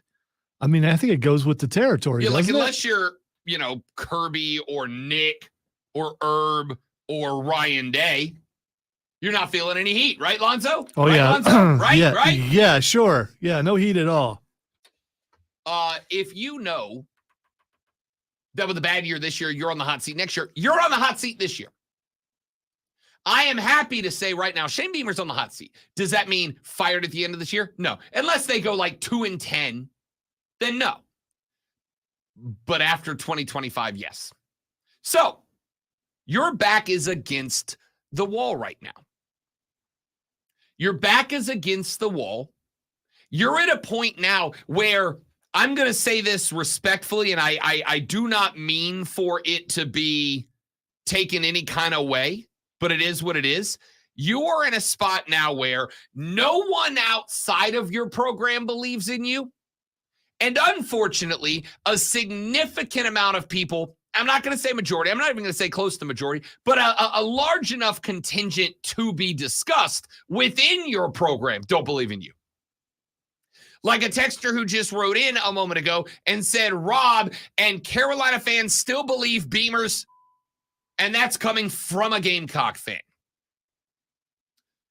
You were at a point, if you were Shane Beamer, where no one outside of the program believes in you, and a large enough to justify conversation contingent within your program doesn't.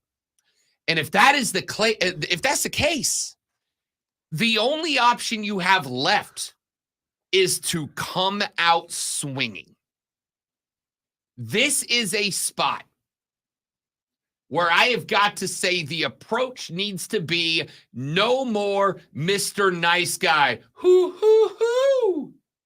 You've got to come out swinging. Forget the high road or the low road or the middle road or whatever road.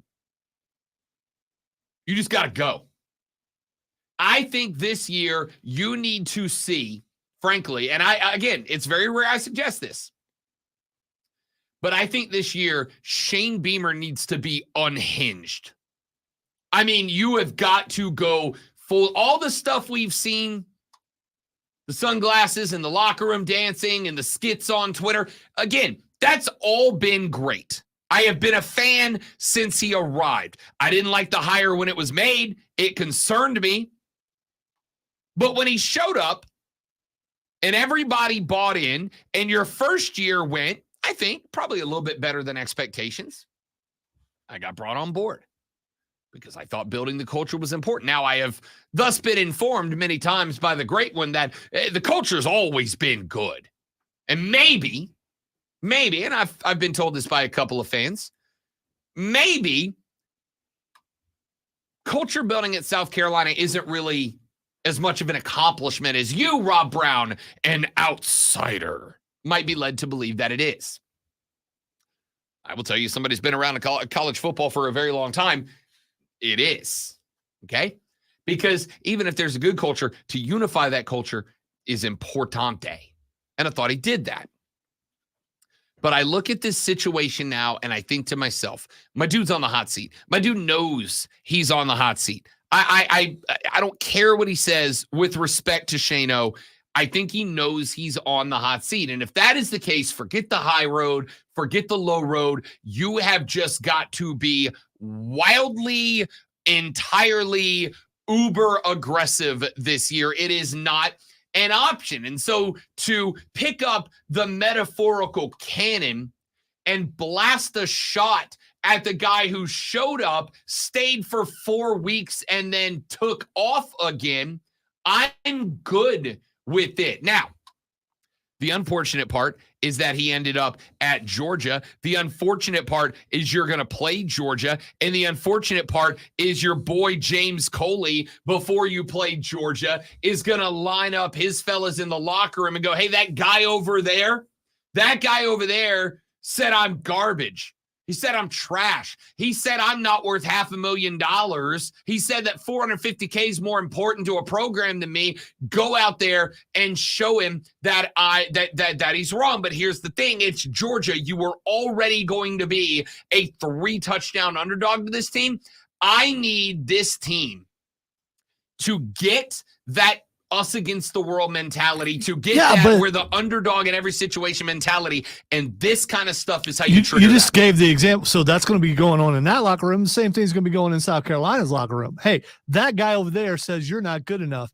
He decided to leave after being here for just a little bit. Are you going to allow that? Do you have pride in your school? Are you going to allow that guy over there and his receivers to outplay you? I mean, that's you're talking to your defense if you're Shane Beamer and saying the same exact thing that you're saying that Coley is saying to his receivers. I think that first off, that is absolutely a good point. The difference is one's Georgia and one's South Carolina. And if you have that mentality, it's always going to be that way. If you're in that South Carolina locker room, you're not going, yeah, coach, but it's Georgia. No, you're riled up going, yeah, we're going to shut them down, coach. It's again, I agree with all that. Yes, I need my team to have the mindset of we can play with anybody any Saturday. We can beat anybody any Saturday. The reality of the situation is that's Georgia. But putting that aside and just looking at what it is, give me petty Shane Beamer. Give me aggressive Shane Beamer. Give me angry Shane Beamer. Give me the Shane Beamer that calls out media members for being jerks. Give me the Shane Beamer that calls out folks for lying about the program. Give me the Shane Beamer that talks just a relentless amount about other coaches. Give me that, because the fun-loving, happy-go-lucky, everything's great, let's dance in the locker room Shane Beamer, that Shane Beamer, as much as Lonzo and I love that Shane Beamer ain't going to work this year. That Shane Beamer has got to be a different Shane Beamer this year. We can go back to that. Go out there and elevate this program. Go out there and elevate this program to being a 8-4 and then 9-3 and then 10-2 program. Get out there and do that, and then we can revert back to having fun. But for now, this petty stuff, I want more. This is what I want. That bleep you, Shane Beamer. Back after this on the Rob Brown Show in the Fan Upstate.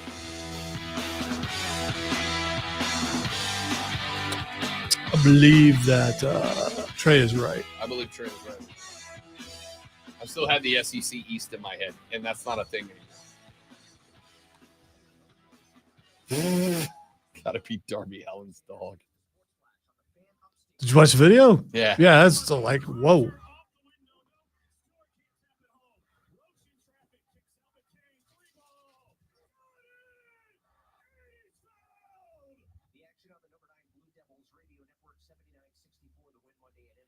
All right, guys. I'm going to be right back. Step away for 45 seconds. Stay right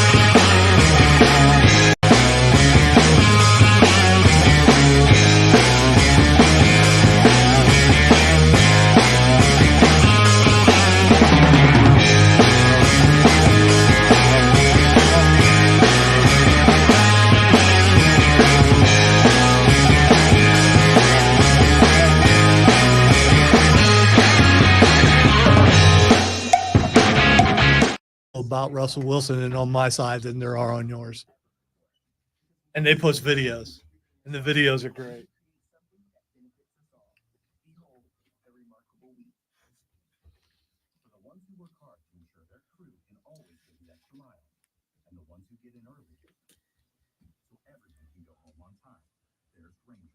Offering professional grade supplies backed by product experts so you can quickly and easily find what you need. Plus, you can count on access to a committed team ready to go the extra mile for you. Call, click Grainger.com, or just stop by. Grainger, for the ones who get it done.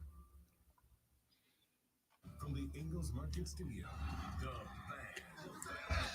State 97.7 FM Greenville.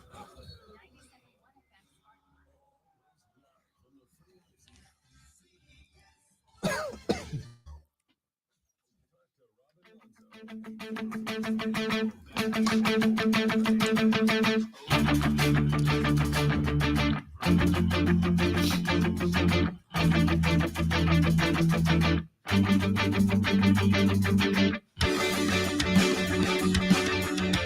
The Rob Brown Show rolls on. It is the Fan Upstate. Welcome back. Robin Lonzo with you on a wonderful Upstate Tuesday AM. We talked about Sugar Shane Beamer in the last segment. And there is...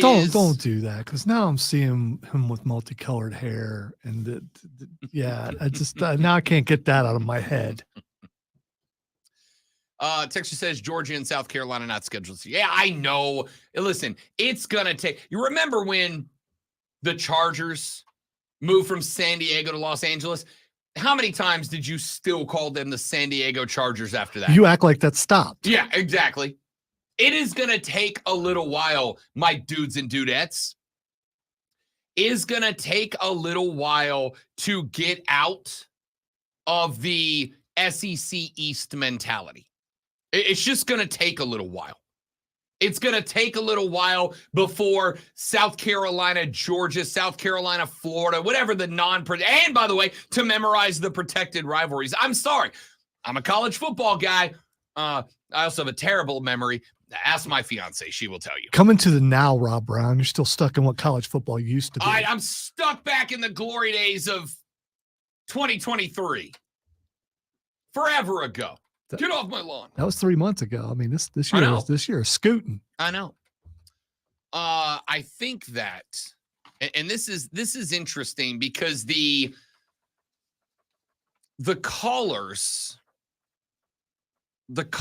have at this point gotten to a spot. The texters at this point has gotten to a spot where the folks that don't believe in Shane Beamer are louder than the ones that do. Have you noticed that, or is that just me? Because it feels like to me, and again, maybe it's a squeaky wheel gets the grease situation. It's also going to depend on time of day too, because some people have been conditioned to say these things. I want to wait and see what they do on the field. And again, if the record improves this year, I'm good. If it doesn't, he needs to be gone. I mean, I do too, but the reality is we get paid to talk about it. So the thought here for me is, as I watch, reading the text, reading the tweets, taking your calls on the Renewal by Anderson to the Carolinas fan phone at 844-326-3663. The folks that are the folks that have either lost or never had belief in Shane have gotten louder than the folks that do. Here's what it is. I think as you get further and further away from Muschamp, that feeling of elation that was felt throughout the state of South Carolina when Muschamp was no longer the coach, and you're just happy to have anybody. It's a horrible way to feel, but you're just, after that, you're so happy to have anybody who's actually looks like they're happy to be there in Shane Beamer and made some improvements, and people actually on the field cared and didn't go, hey, look, he got the ball, and just watch them as they run by. They put some effort into it. Now it's getting far enough away from that you expect things to improve. I don't know, 1 or 2 games per season till you're a contender in the East. Yeah. But that doesn't exist anymore. So just a contender, right? Does the East still exist? What? Nope. Okay. So it's just, you want to be one of the top 2 teams. Yes. So I think that word expectations carries a lot of weight right here, because that's what this comes down to, is expectations. I think they were, frankly, respectfully, not that high when Shane showed up. I think it felt like, and I called it this at the time, it was an experimental hire. It was a hire that no one knew if it was going to work or not. It was a hire that was made just to test it out and see what happened. And I don't have a problem with that. When you're a mid-program, that's what you have to do. You go back and look at any of the mid-programs that eventually reached the next level, and they came with experimental hires. This is why the discussion was, for many years, around, for instance, Bobby Bowden. When he got to Florida State was a nobody when he got there. And Bobby adopted this mentality of anybody, anywhere, any Saturday. And then the next thing you know, he elevated them to the next level. South Carolina is, and I say this respectfully, an average program. It's an average program. So how do you go from average to above average? I don't know. But the expectations to do that are there. And I think last year, because nuance is important in a conversation, with the injuries, with the behind-the-scenes drama, of which there was at least a little bit, there were a lot of reasons, not excuses, that didn't happen. But at some point, I need the guy, whoever the guy is at the whatever school we're talking about, to figure out, how do we cut those out? How do we cut the reasons and the excuses out? And when we do have a reason, how do we address that in a way that we come out better on the other side? And I think that's the spot that we are in now with Shane Beamer. But in order to make that happen, I need a guy who is going to bring the hammer down. That's kind of where you're at. Because one of the things that, unfortunately, true or not, fair or unfair, one of the images that come along with coach who puts on the fun glasses and dances in the locker room is, it's not a disciplined program. That's not necessarily true, but that is the projected image. And so when on one hand, You project this image of expectation. We expect that this team, this franchise, this school is going to get better year by year. The results are going to show that we are getting better year by year. And then on the other hand, the projected image is kind of a loosey-goosey locker room that's just out there to have a real good time. Those two messages contradict each other. And unfortunately, your fan base gets split between the two. This is why I am down for angry Shane. This is why I'm down for petty Shane. This is why I'm down for the Shane that's going to grab the mic and go, hey, yo, James Coley. The $450,000 buyout's better for my team than he ever would have been. The new guy is better than him.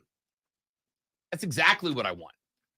That's exactly what I'm looking for. I'm looking for that. I'm looking for that guy to step in to show that he is ready to kick somebody's ass and then to do it. And this is the attitude of that guy. Now, maybe it's an image. Maybe it's a front.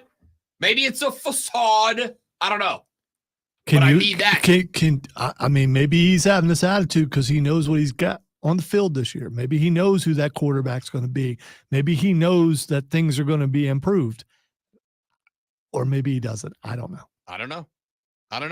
Again, speculation, projection. That's what we do. That's why we have jobs. Spring football help any at all as far as expectations go? It depends on what we see. Depends on what, if we see Lenora Sellers come out there tossing 50-yard bombs and hitting guys in stride, and if we see that, he found some receivers during the offseason, then yeah. But if you come out and the passing offense looks like crap, and they can't throw the ball against their own team, then no, I think it gets worse before it gets better. Spring football just days away. Robin Lonzo with you. The Rob Brown Show rolls on. Sports Flash. All right, we knew this day was coming. Eagles center Jason Kelce made his retirement official yesterday, stepping away after a career that includes 6 postseason appearances and 2 Super Bowl trips. Kelce spoke for 45 minutes, saying stepping on the field was the most alive and free I had ever felt. The 2011 6th-round selection played 13 years in Philadelphia and went to the Pro Bowl 7 times. So won a Super Bowl. Absolutely did. Last week, the offer to college football players went out to be included in the new NCAA football game with a payment of $600 and a copy of the game. EA Sports announced yesterday that so far over 10,000 players have opted in. Travis Hunter, Quinn Ewers, Carson Beck, Jalen Milroe, and Dylan Gabriel are amongst those that have opted in. Arch Manning has opted out, by the way. Tune in Saturday night at 8 p.m. as the Furman men's basketball team takes on Western Carolina in the first round of the Southern Conference tournament right here on the Fan Upstate.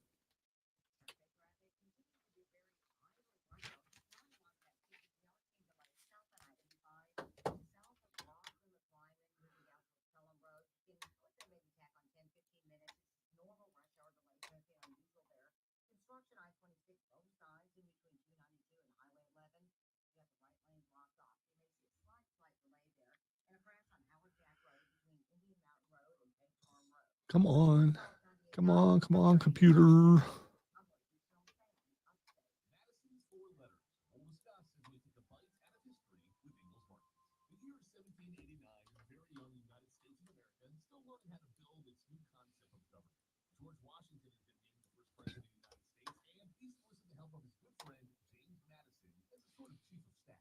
Washington's first request as president was for a letter to be crafted and sent to Congress telling them that he was excited to work alongside them. Washington knew his friend James Madison was much better with words than penmanship, so Madison wrote the initial letter. Congress received said letter graciously and wished to answer the president. Members of Congress also knew that James Madison was an excellent wordsmith, so they too asked him to pen the letter for them. But wait, there's more. Washington had Madison respond to Congress's returning letter, and one final time, Congress again had Madison write yet another letter for them back to Washington. So James upset Madison can say his first about the department. as member of the Washington administration was having an entire 4-letter conversation with himself. This has been a bite out of history with Nicholas Martin. This is the time of year to enjoy life. Stop letting that pain in your joints keep you from doing what you want to do. If you think about Call QC Kinetics now. QC Kinetics is the nation's leader in regenerative medicine. I'm talking about lasting joint pain relief. No surgery, no drugs, and no downtime. Yes, Zach, I do think they are going to accept said challenge. I'm real intrigued to see what that looks like. Well, they also announced yesterday it's going to be a double main event on Sunday night. So Seth is going to go up against Drew on Sunday night and Cody against Roman on Sunday night. So they're not going to split it up and have one belt on one night and one on the other. So that also gives both of them time to rest, and Roman time to rest because he needs it more than anybody since he's a part-timer.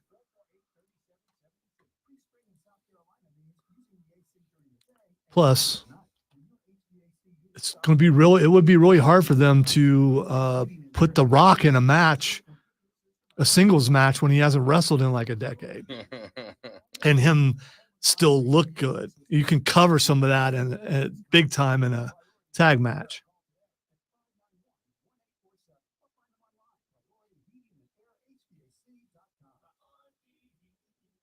Wait a minute, they don't turn the milk green, Odie?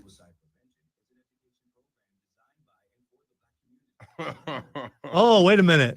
Oh, never mind. I'm a little slow. Okay. So After Effects are also green.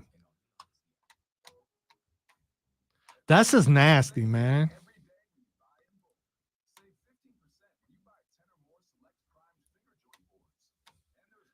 What the heck's a finger joint board? Do you know what a finger joint board is? But I'm about to. I've never heard of a finger joint. Finger joint board.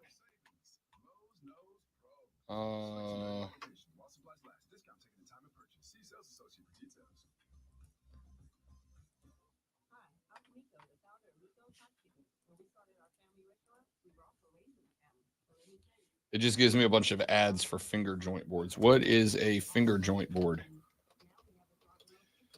Prime finger joint, also known as a comb joint, is a woodworking joint made by cutting a set of complementary interlocking profiles in two pieces of wood, which are then glued together. So, like, when you cut this into one and this into the other. No, I got what it was. It's weird that I got what it was, but I completely understood it from the description. Learn something new every day.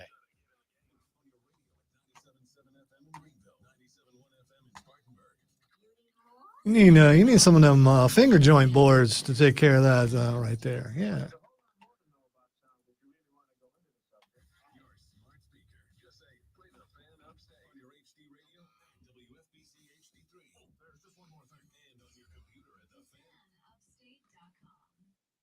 Is that where you put your own face in the game, Trey? Or what is that? I don't know what that is. Yeah, you upload a picture and then back in the day that didn't work too well, but now I bet with today's technology.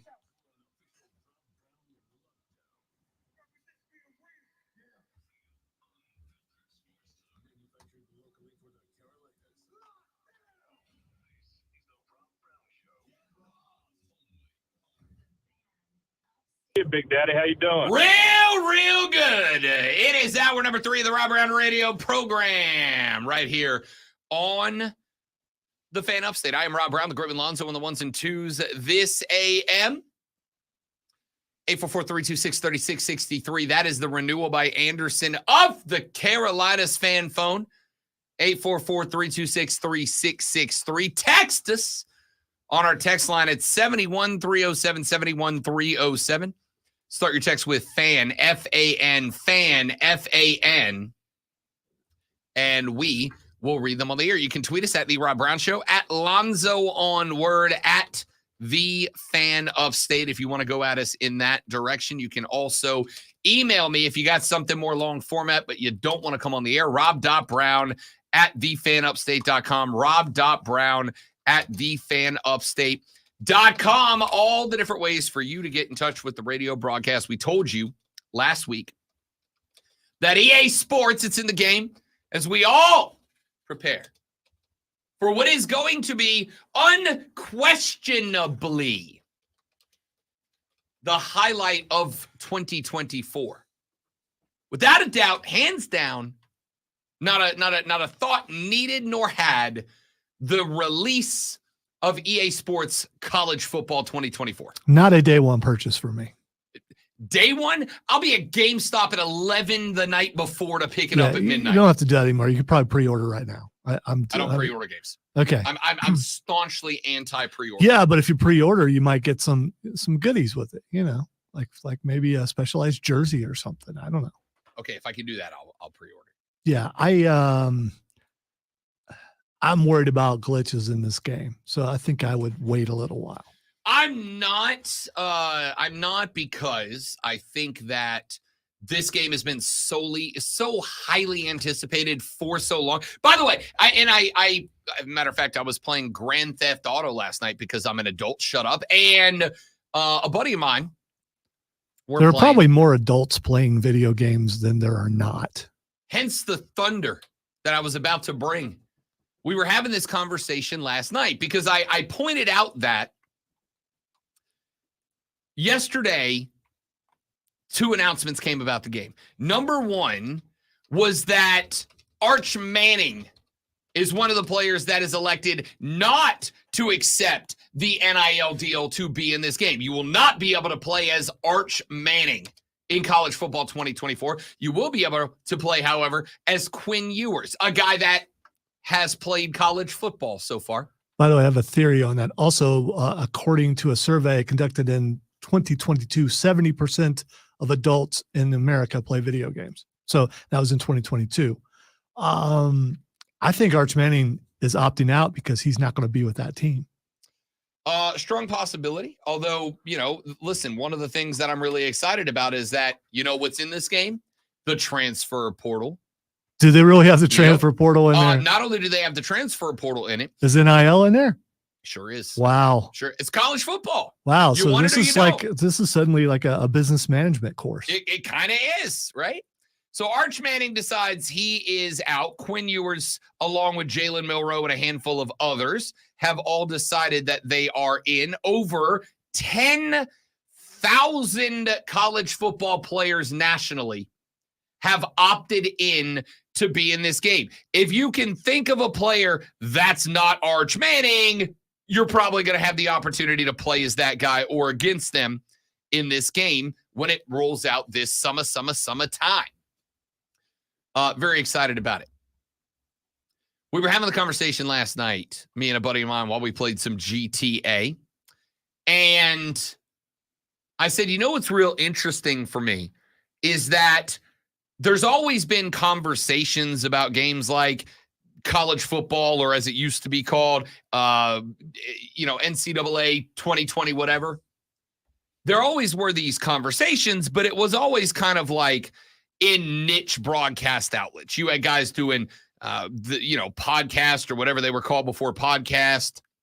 Every now and then you'd have on ESPN, they'd be like, oh, we simulated Madden games, but that was pretty much the extent. And now there's not really a radio or television show you can tune into that's not hyping this game, not talking about how great it is to have another college football game available on the console, on the PC. And I came to the realization last night, it is because the first truly video game generation, I'm talking about the first group of kids that had consoles as a part of their childhood. I'm not talking about those of you that were playing Pong.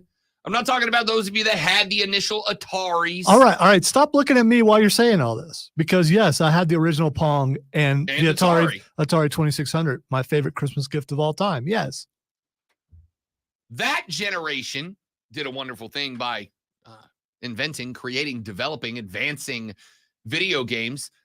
But I think my generation was the first generation that consoles were wildly accessible. You didn't know a kid my age when you got to the point where you were like allowed to go to other people's houses, go hang out at your buddy's house. You didn't know a kid that didn't have a video game console in their house. You just didn't. Everybody had one. So initial sales of this game should be pretty strong because of the nostalgia. I am curious about kids who have grown up without the game who will look at it and go, yeah, that's just Madden Light.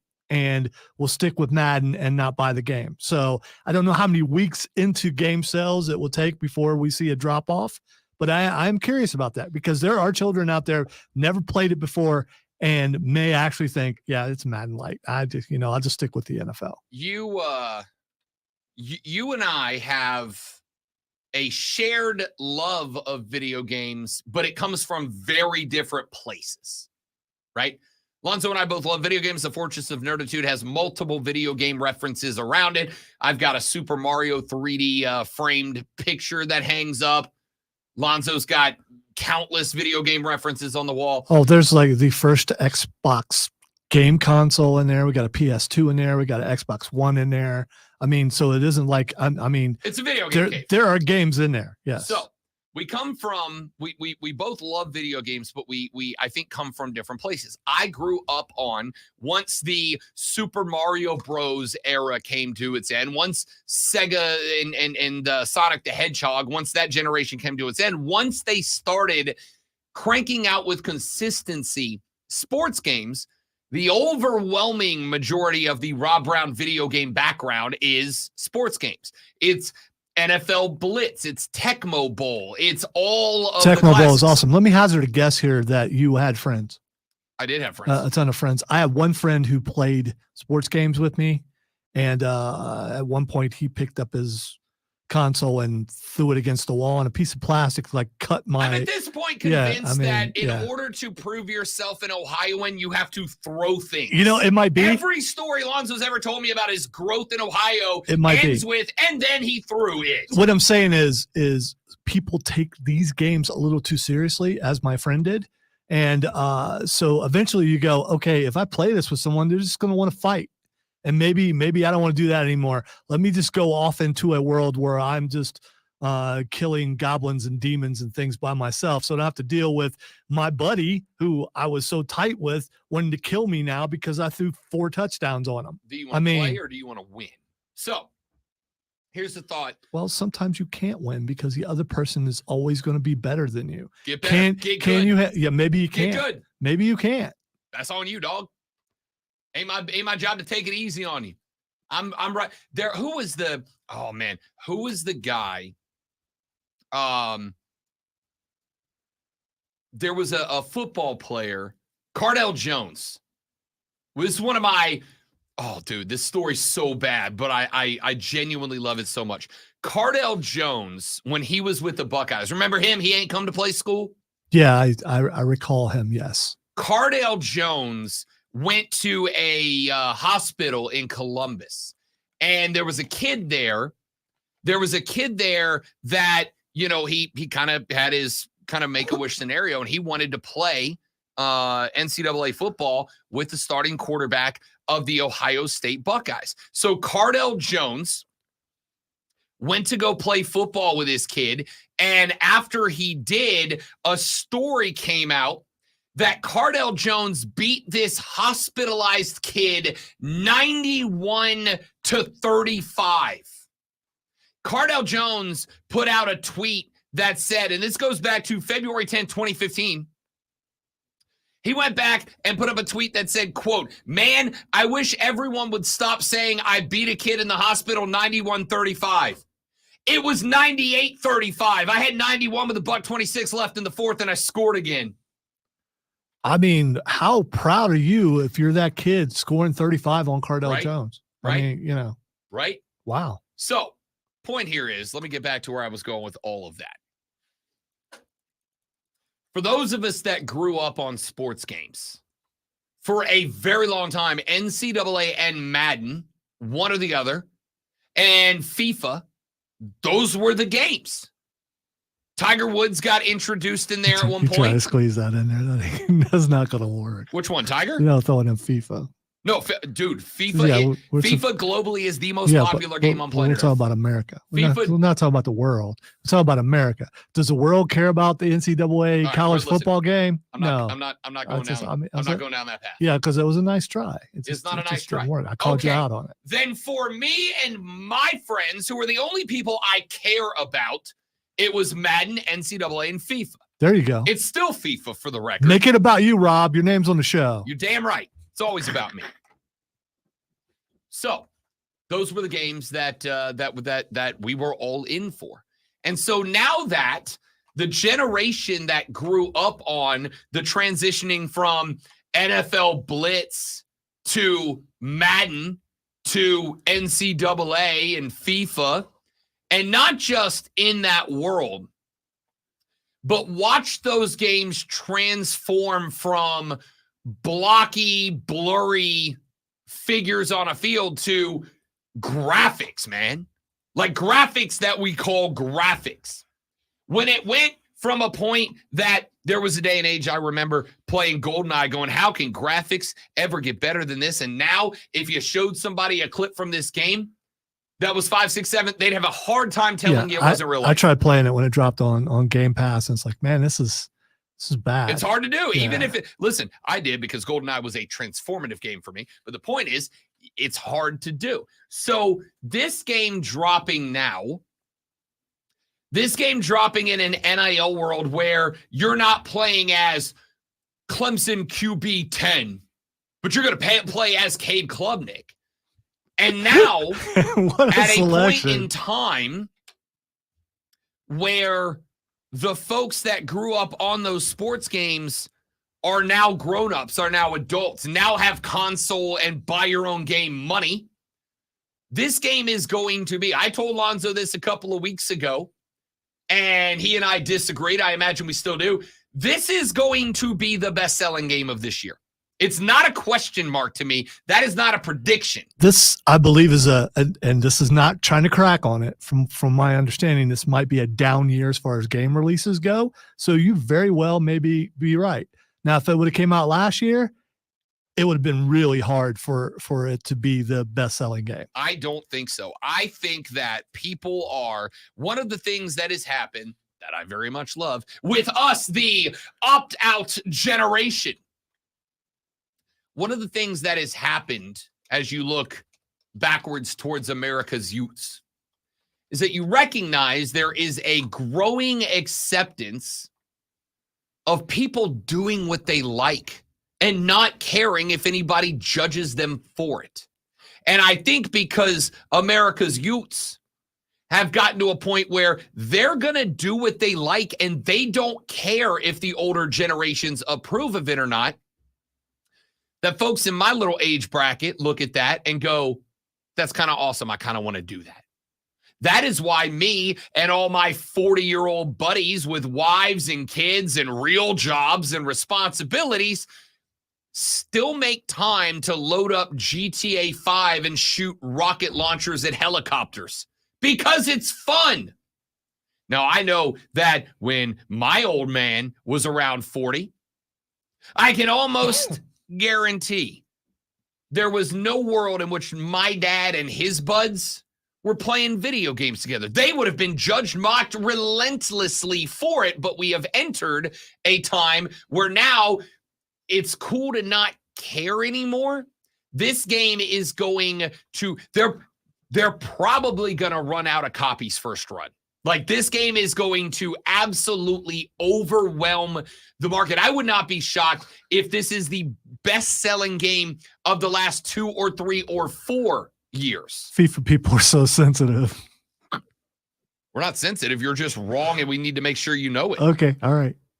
I mean, look at Joey B in here telling I know, you that. I know. That's what I'm saying. We'll see. Hey, I hope this game is as good as the wait has been. I hope it's that good. I hope you get it, go. Oh my gosh, look at the graphics. Look at this. You know, I can see the freckles on Spencer Rattler's face, although he's not there anymore. He's the first person I could think of who had freckles. You painted yourself into a corner there for a second. Well, I know, but you got out of it. Can you think of anyone who has something that would be so distinctive that you zoom in on the face and go, wow, look at that. Look at how accurate that is. I can't think of that. Arch Manning. Yeah, but he doesn't have like long hair or He's anything. not in the game. Yeah, well, that's true. Not until he switches teams. Ray says we do digital downloads. We do it everywhere. I used to be a physical media guy, and then COVID happened, and it's like, digital is the way to go unless you have a Series X who has limited amount of space on it. And I'm trying to find something where I could get more. I wonder if this comes out on Game Pass, Because if it does, it may hurt your sales. Not initially. It won't. Not initially. It won't. This is going to be a $70 game with $100 collector's edition and a $150, premium, whatever. The only thing I'm interested in is twofold. One, Joey B just hit on. The first one is, I wonder if, and I really hope that they don't, though I have no faith that they don't, I really don't want to see this game go with a season pass model. Like that's the future now, is every game you purchase has a season pass, and you got to buy every 3 months. You got to buy the next season to get the new gear. In this game, why would that be a problem? Because here's the thing. This is like Madden. You got to buy one every single year. Wouldn't you rather have a season pass so you're paying less and getting the same thing? Or would you rather buy the full game every single year? That folds into the second concern that I have. Joey B said, EA's track record is so poor that I have no faith this game will be good, and it definitely won't be able to live up to the hype because the hype is so huge. Here's the thing. I agree with the thought of EA because I think EA got lazy. They basically have monopolized the sports gaming market. There are other companies that have tried, but at the end of the day, EA's propped up. And so because of the continued success of Madden and FIFA carrying the market every single year, EA hasn't really had to do anything to develop. This is why, as you just mentioned, and as I have said on this show many times, I'm an every other year Madden guy, right? At most. I'm an every other year Madden guy because the games don't change that much year to year. There might be one new feature, the occasional new game type, but like by and large, you either get play now mode, create a player mode, or dynasty mode. And that's really it. Now, I will tell you, some of the games have added some of the, the roster, like build your own roster with cards games. That's not for me. I hate them. That's to attract a younger audience. It's 100%. into like Pokemon and stuff like that. Yeah. 100%. It's Pokemon, but with NFL players. And I get it. Again, it's just not for me. I want to play football, right? I don't want to draft a fantasy WWE league. has some games like that Sure. on your phone. Every sports franchise has these. FIFA has it. Madden has it. They all have the build your team via fantasy cards thing. It's just not my bag, but it's not everything about the game is for me. All I hope is that EA looks at this and says, here's the deal. If we make a crap game, if we make a boat game here, if this game comes out and it does not live up to the hype, we will have to recognize that we hurt ourselves long term. This game has to be good. They have to match the hype here. And they have to match the hype because if they put this game out and this game sucks, how in the world are you going to try to sell me on it next year? No, guys, we promise. EA Sports NCAA 2025 is the game that you all waited literally a decade to get. This is the one. I got to tell you, man, if I roll up in here for EA 2024 and I buy this game and this game sucks, I'm not going to trust you when you tell me that 2025 is good. This game has to meet the mark. Have you checked to see if it's going to be available on last-gen consoles? Because it may be a deal where, because you haven't got a new one yet, you may have to go get one. I'm just saying you might need to check and see that. Daddy's getting a new one. I'm getting the new one. I've just talked myself into it. Okay? I've just talked myself into it. Don't tell my fiance. No, listen, you have to for work because it's show prep. Absolutely. It's obligatory. Absolutely. So we'll see how it goes. I'm excited. I'm in.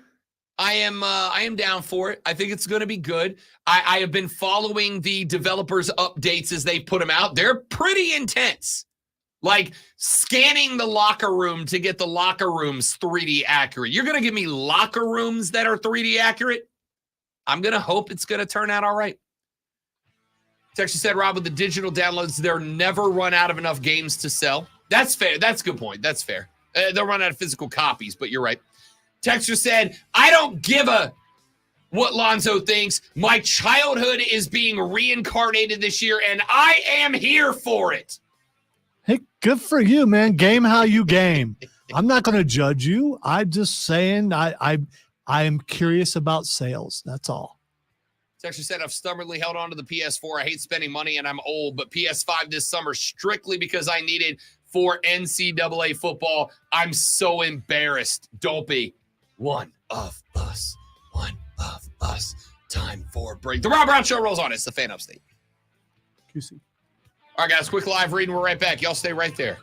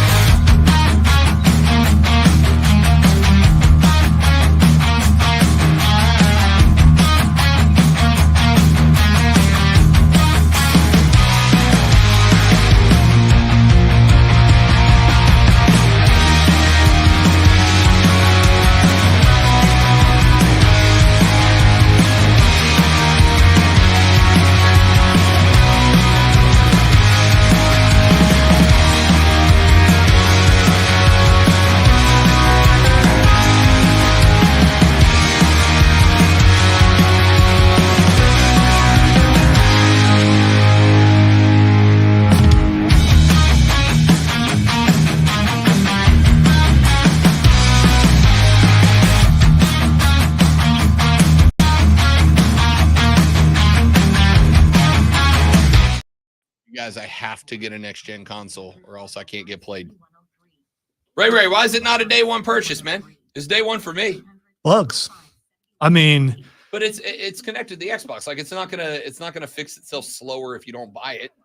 I would wait for something like that. I'd wait a week. or at least 3 or 4 days till they put out a couple of patches to fix problems. Because, I mean, also if depending on servers and things, sometimes, although launches lately for a couple games that are like online only have worked out fairly well, but some have not. They've crashed. So you buy it day one, you're ready to play day one, and who knows if it's has a you have to be online to play element. A lot of games are doing that now, which is stupid, but I just want to do hood rat stuff with my hood rat friends. which would be online. And a lot of people would want to play online. So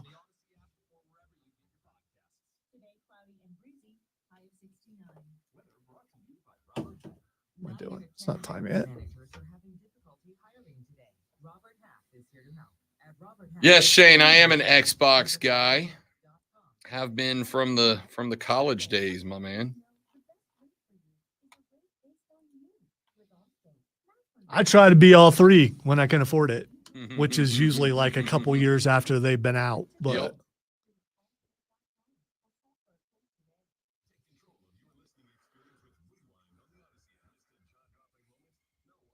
although I barely play my Switch at all because I got a Switch Lite and now my eyes don't work right and it's too small. Even my glasses won't help me. There are certain games I just cannot play at all. And those are the ones that I bought. So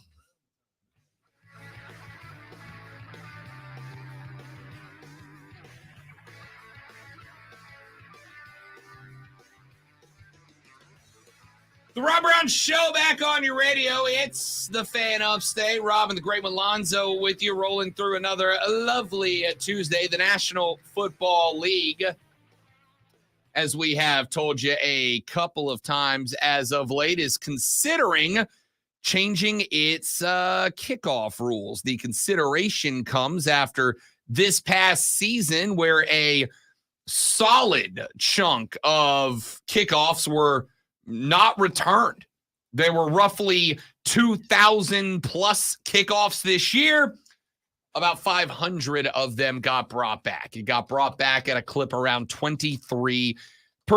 And the NFL's competition committee is going to hear a change because they do not want the kickoff to become a, quote, ceremonial play. That, according to the son of Jerry Jones, Stephen Jones, who is a member of the NFL competition committee. Now, it looks like they might be tinkering with the onside kick rule as well. According to the NFL Network's Tom Pelissero, the NFL is working on adjustments to onside kicks and also considering a series of rules designed to make kickoffs exciting again. NFL special teams coordinators reportedly met at an NFL scouting combine meeting over the weekend and crafted more rules for onside kicks, which are harder to pull off than ever before. According to Pelissero, teams would only be able to attempt an onside kick if they are trailing in the fourth quarter, and they would be obligated to let the other team know that they are doing it in advance. just eliminate it. I mean, you've done everything to make it nearly impossible to work. Just go ahead and eliminate the onside kick. One of the most exciting things in football when it works, you've already hamstrung it to where no one can make it work hardly at all. I mean, how many successful onside kicks were there last year? Like 2? Few. Yeah. Very so, few. I mean, just eliminate it. So there is the discussion that might be the case. Pelissero put out a tweet that said, no surprises. New NFL rule crafted by NFL special teams coordinators would allow teams to attempt an onside kick only when trailing in the fourth quarter and require them to declare it in advance per sources. Now, some of you may or may not know this about me. I am a Saints fan. The single most, I know, shocking. Wait, come on. Shocking. Come on. No one believes that. As a New Orleans Saints fan, to me, the greatest play in the history of the Super Bowl was the Saints' onside kick against the Colts to start the second half, which completely and entirely shifted the dynamic of that football contest when it happened. You take, obviously, this new rule that goes away. I also recognize, however, and this is the unfortunate reality of this situation, that if you go with the new kickoff rules, the ones that have been proposed, that is the old XFL rule, that you are effectively creating a situation where you can't onside kick. I'm going to tell you how I'm handling this if I'm the NFL. I'm not overthinking it. If you want to go for an onside kick, you line up on your own 25-yard line and it's 4th and 15. And you run a normal offensive play.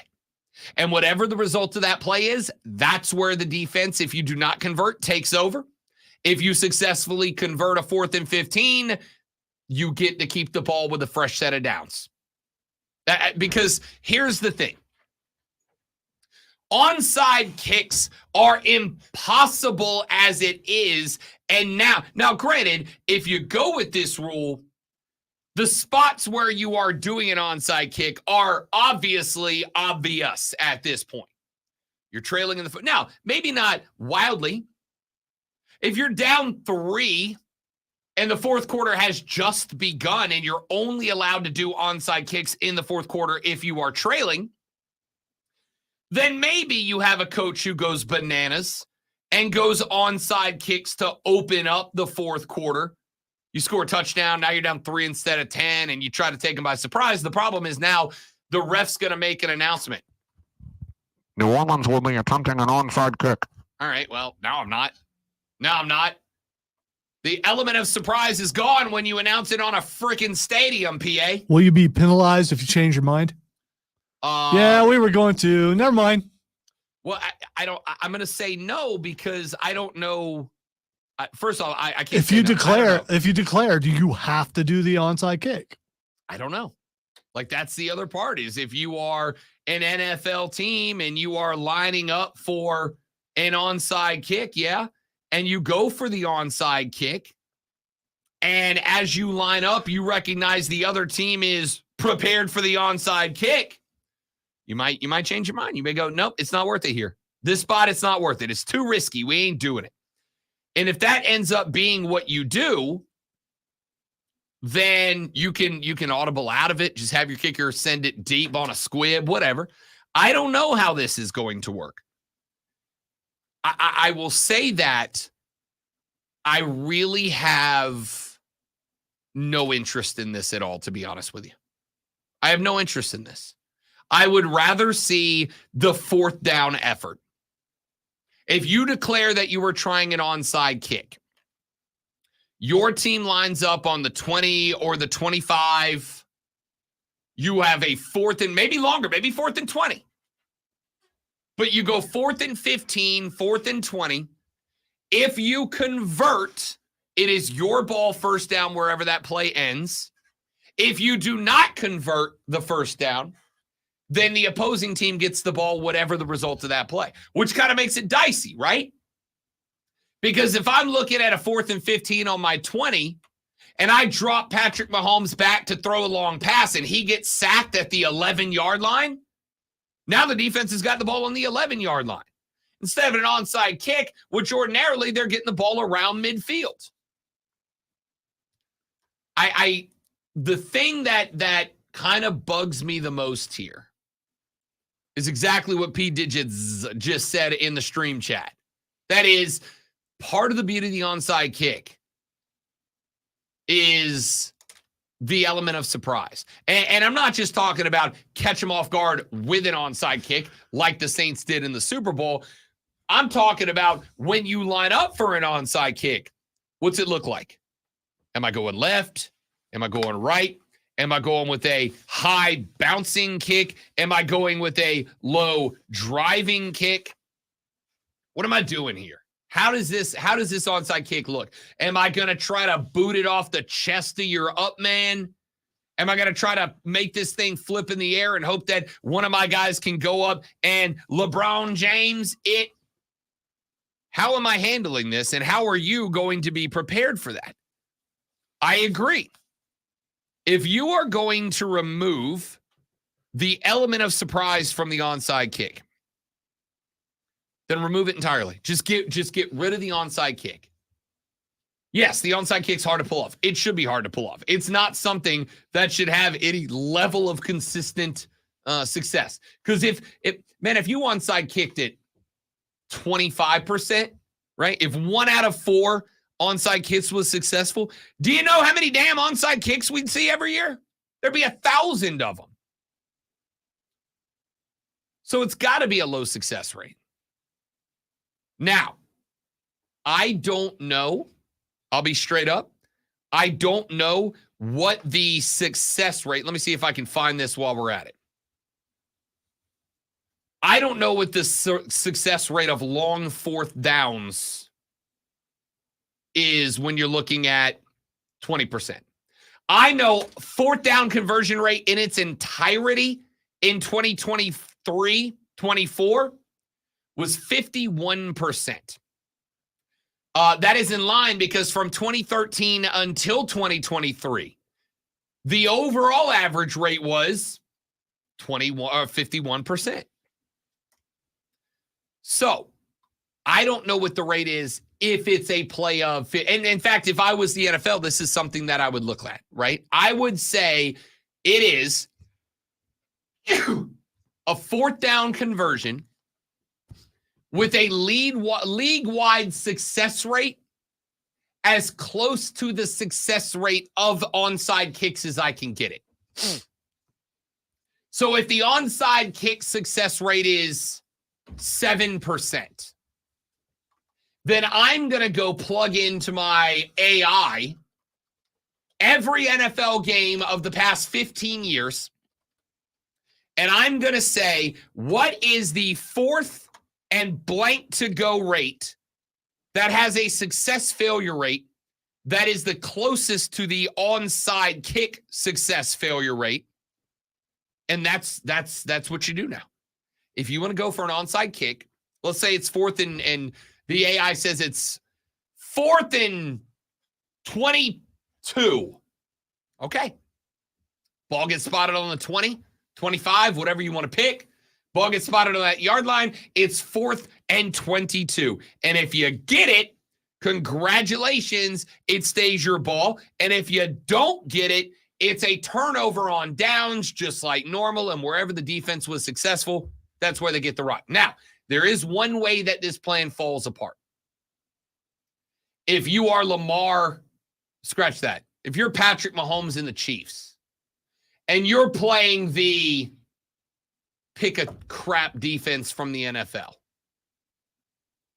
then all of a sudden in that game, I might legit onside kick it 2-3 times, right? Especially if I get to a point where the game's not out of reach, but I've got a decent little lead, right? If I'm Kansas City and it's the third quarter and I'm up 17, that game's not out of reach by any stretch of the imagination. But if I've already converted a couple of fourth downs or third and longs in this game, I might go with an onside kick somewhere because, hey, if I don't get it, one touchdown from that team is not going to change the outcome that much. But if I do get it, and I go down there and score, now the game is out of reach, there's a whole new world of strategy that's wrapped up in this. But I'm going to go with, Zoe, if we go with this rule, onside kicks only in the fourth quarter, only if you are trailing in the fourth quarter, and you must announce that you are going for it, the onside kick success rate is going to be 0.01%. All right. So according to the internet, since it's a big deal and everyone's looking this up, it was like the first thing that popped up here. According to the report, just 5.2% of onside kicks were successful in 2023, and only 2 were surprise onside kicks. Okay. So, I mean, if you eliminate him, you basically, no one was doing it. Yeah. And let's be clear. The announcement that we're trying an onside kick, is it huge? Because I'm assuming about 98% of onside kicks are obviously onside kicks. Obviously, they're lined up for an onside kick. So that's not the bad part. And 94.8% of them fail. So, I mean, I think I did the math right there. I think you're I would guess you're probably, if that's not exact, you're probably all over it. What I would say is this. you have an onside kick success rate of 5%. So you have two options here. You can either go look at every fourth and over 20 yards of the past 20 years and find the yard mark where the success rate is 5%, and you go from now on, onside kicks are 4th and 24, because in the NFL, 4th and 24s have a 5% success rate like an NFL onside kick, and we're doing that. Or you just do what they're doing, because, again, the announcement part is not a big deal. What is a big deal is limiting it only to the fourth quarter and only to teams that are trailing. I don't know. How do we feel about it? Let's take a break. My name is Rob Brown, the Great Lonzo on the ones and twos. We wrap up hour 3 when we come back on the Rob Brown Show on the Fan Upstate.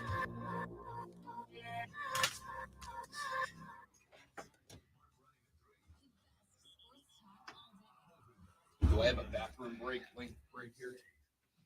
1, 2, 3. Yes, you do. That's funny, Trey.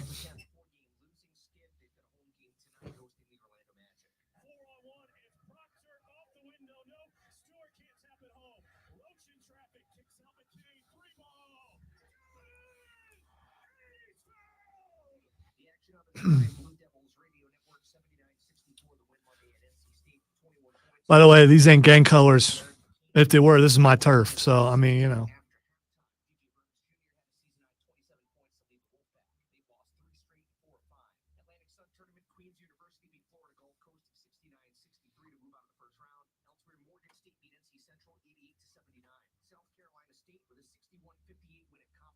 So, if you're wearing different colors, you're bringing them over onto to my spot.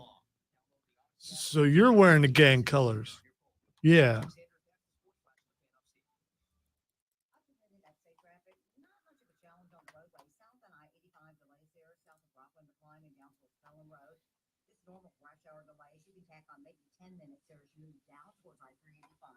Construction I-26 both sides in between 292 and Highway 11, the right lane blocked on each side of the roadway, and a crash on Howard Gap Road between Indian Mountain Road and Page Farm Road. It's kind of been telegraphed, James. We've talked about this a little bit earlier. They got to protect the Rock because he hasn't wrestled in a long time. Last time he did, he got hurt. So.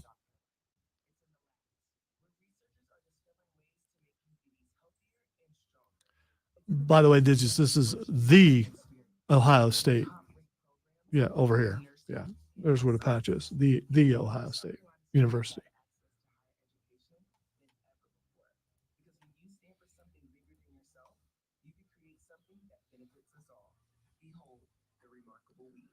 All I can say is never forget where you come from.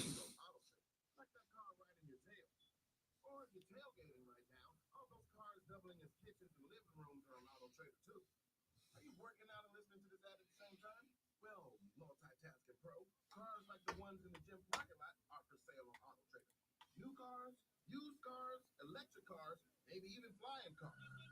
Okay, no flying cars, but as soon as they get invented, they'll be on Auto Trader. Just you wait. Yeah, my eyes have got me in a lot of trouble in football because I was had trouble making eye contact until my coach my senior year. If you didn't make eye contact, you ran laps. After the first couple practices, he couldn't shake my stare because I was not running anymore. It's a valuable life lesson. I have to force myself to do that. Whereas Rob just strolls up and makes eye contact.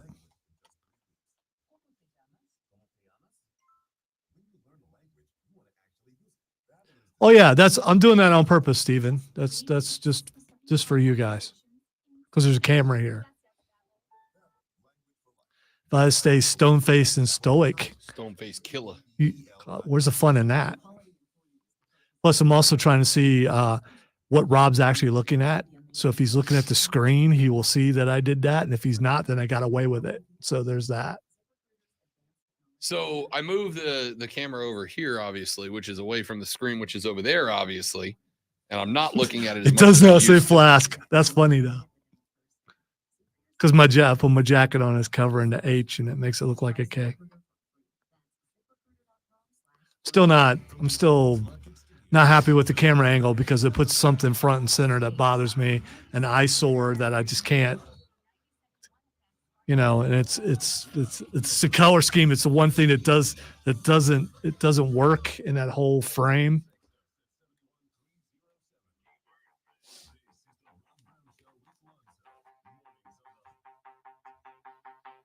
The Rob Brown Show with Lonzo rolls on.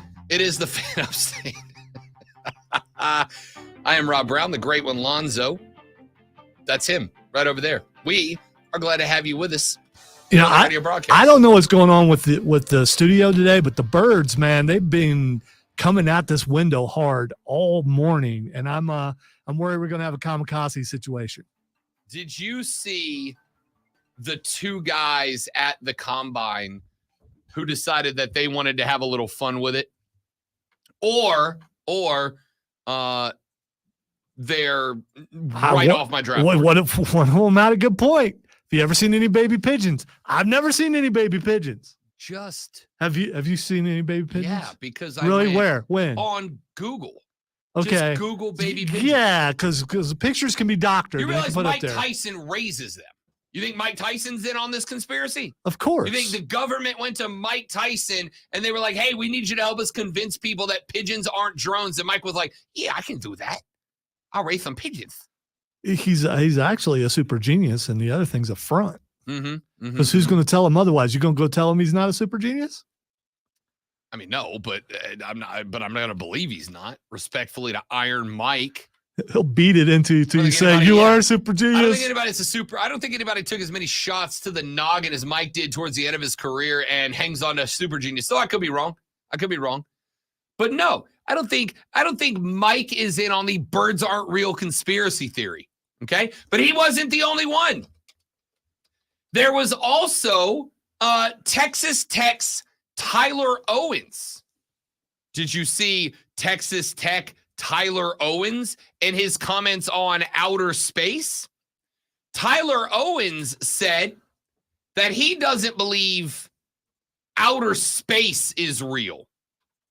Owens told media members last Thursday that he does not believe in outer space. Not that he doesn't believe in the Taylor Swift song. He said in a video, you know what? Forget it. Here's the damn video because I went and found it for you. Let me get it pulled back up because, of course, it went away.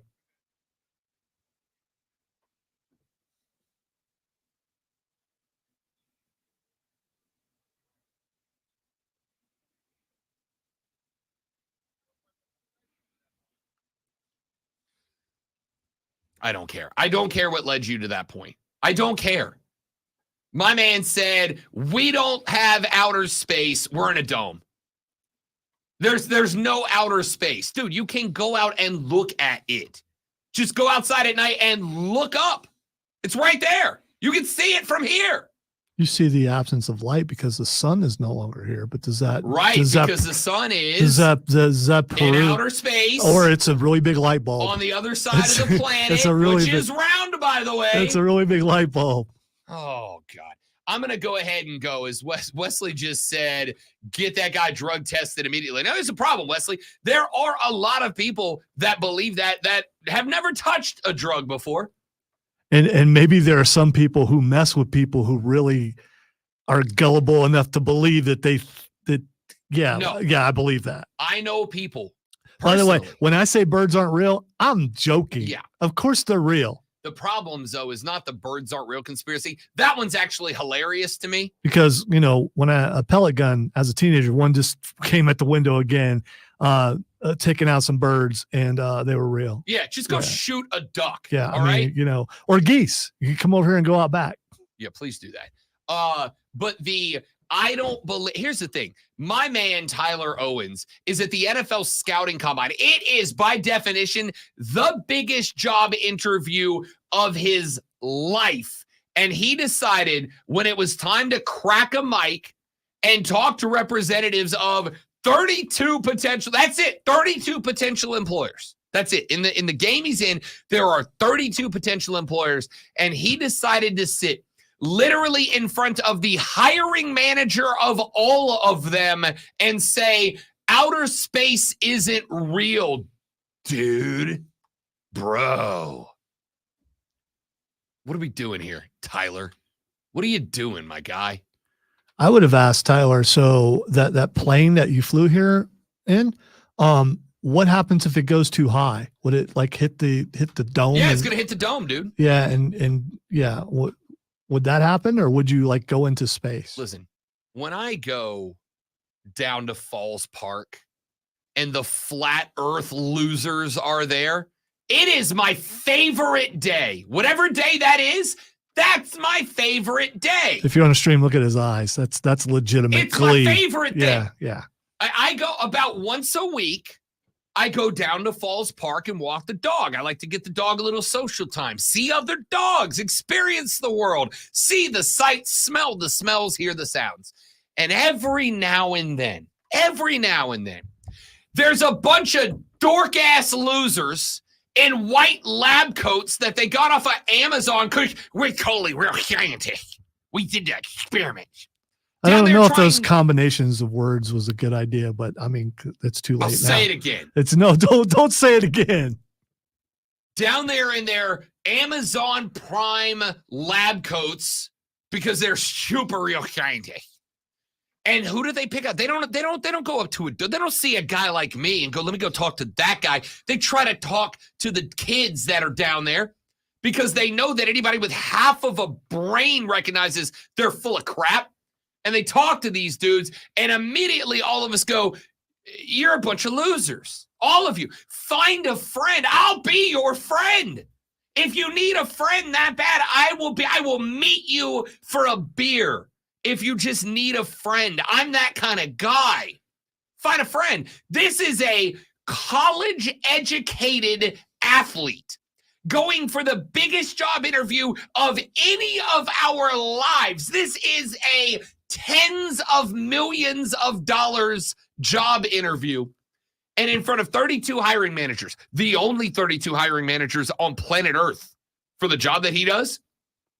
This is where he decided to go. Bro, lie, just for a minute, just for like 10 minutes. You can, once you get it and you go become a Pro Bowl or whatever, then you can say whatever weird stuff you want to say, right, AJ Styles? Go bananas.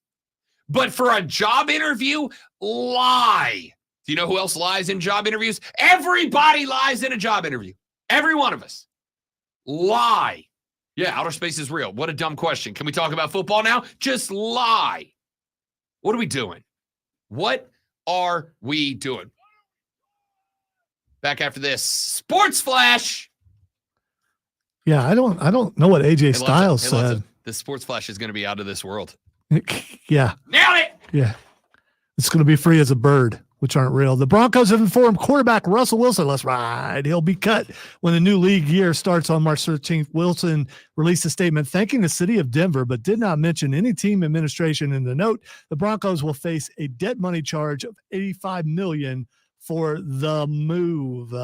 This week, AP basketball poll is out with Houston maintaining their spot at number 1. UConn is at 2. Purdue is at 3. Tennessee and Arizona finish out of the top 5, or finish out the top 5 rather, with North Carolina at 7, Duke at 9, Auburn at Kentucky at 13 and 15, and Alabama at 16, one spot ahead of 17th South Carolina. Tune in Saturday night at 8 o'clock as the Furman men's basketball team takes on Western Carolina in the first round of the Southern Conference tournament right here on the Fan Upstate.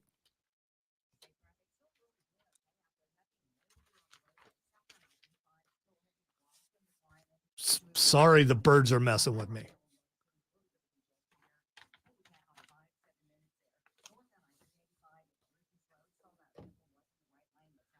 So the theory, we recently had the building pressure washed, and since the building is clean, the birds are having to make up for lost time and trying to make it unclean because, birds, what they do. I don't know.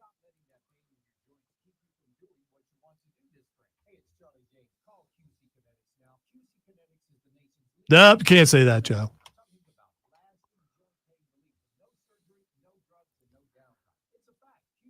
Yeah, if you are a flat earther, can you say around the world? You can't say around the. What do you say?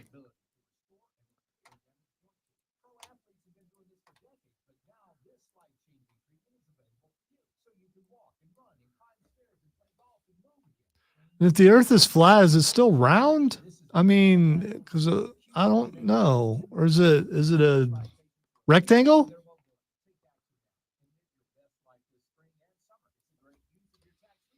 Get a flat earther on the phone. I need to know.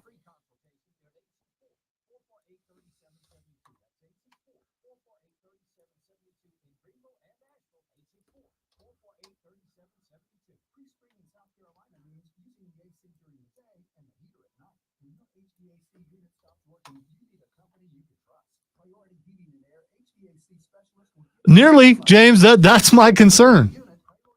So Rob, if the Earth is flat, It's not. If it was though, But it's not. what shape would it be? A disc is what they claim. They claim it's Like a disc. dish. Oh, It's like a soap dish. oh, okay, all right. Well, that makes sense. Can they say around the world though? One of the greatest internet memes of all time was when the Flat Earth Society on Facebook said the Flat Earth Society has members all around the world. Yeah. And it's like, you guys are perfect. Yeah, You're all perfect. Yeah, you can't say that. So You're all perfect. So you left the room and the birds kept coming at the window while I was reading my last heard you, thing. Yeah. They heard you. I guess it could just be spring and a nice day out. Or they have to remark the territory after the building's been cleaned, which is my other theory. It's got to be harder to do using it as a straw. Because it takes extra effort rather than just. But so here's what I did. Yesterday I figured out I can moonshine it.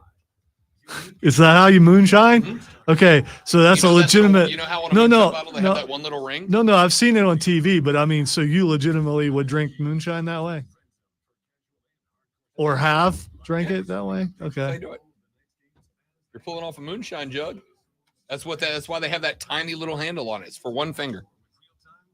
I'll let my revenue friends know about that.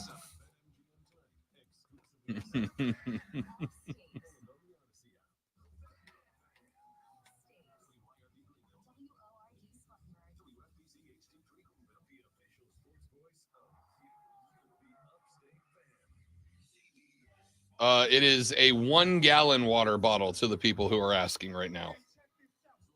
I am trying to drink a gallon of water a day, and it turns out I have to pee all the time. The nighttime's the worst. It's the worst. Yeah.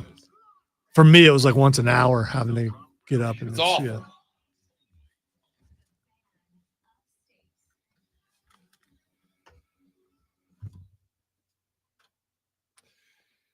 Welcome back, ladies and gentlemen. The final hour of the Rob Brown Show goes now. This, friends, is the Fan Upstate. Hello to you, and how do you do, upstate South Carolina? Hello, America. What's up, world? It is, as always, beyond spectacular to talk to you. You, as an audience, ladies and gentlemen, out of this world. You're all amazing people. We are glad to have you. I am Rob Brown, the great one Lonzo, on the other side of the metaphorical glasses. Sam, should you elect to be a part of the radio broadcast, there are multiple ways for you to do just that. You can, of course, get us on the Renewal by Anderson of the Carolinas fan phone at 844-326-3663. You can tweet us at The Rob Brown Show or at Lonzo on Word. If you want to get at us in that direction, you are welcomed and encouraged to do so.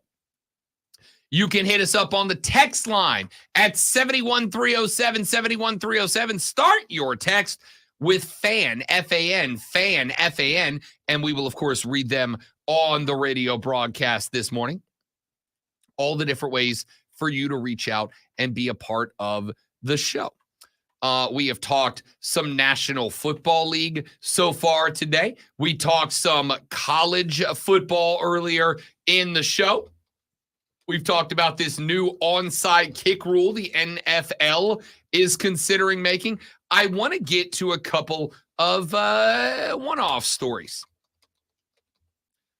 This past weekend, if you missed it, and I don't know how you did, but if you missed it, this past weekend, LeBron James scored his 40th 1,000 career point. 40,000 points. He is the only NBA player in history to reach the 40K plateau. Of course, LeBron set the NBA's all-time scoring record last year, passing Kareem the Dream Abdul-Jabbar. This year, he ends up at the 40K mark. Listen, you can criticize, heck, dislike LeBron James if you would like to, for whatever reason. You don't like the way he plays the game. You don't like his politics away from the game. Whatever your reasoning for it, this is America. You are welcome to like or dislike whatever it is that you want. America. Thank you, Jim.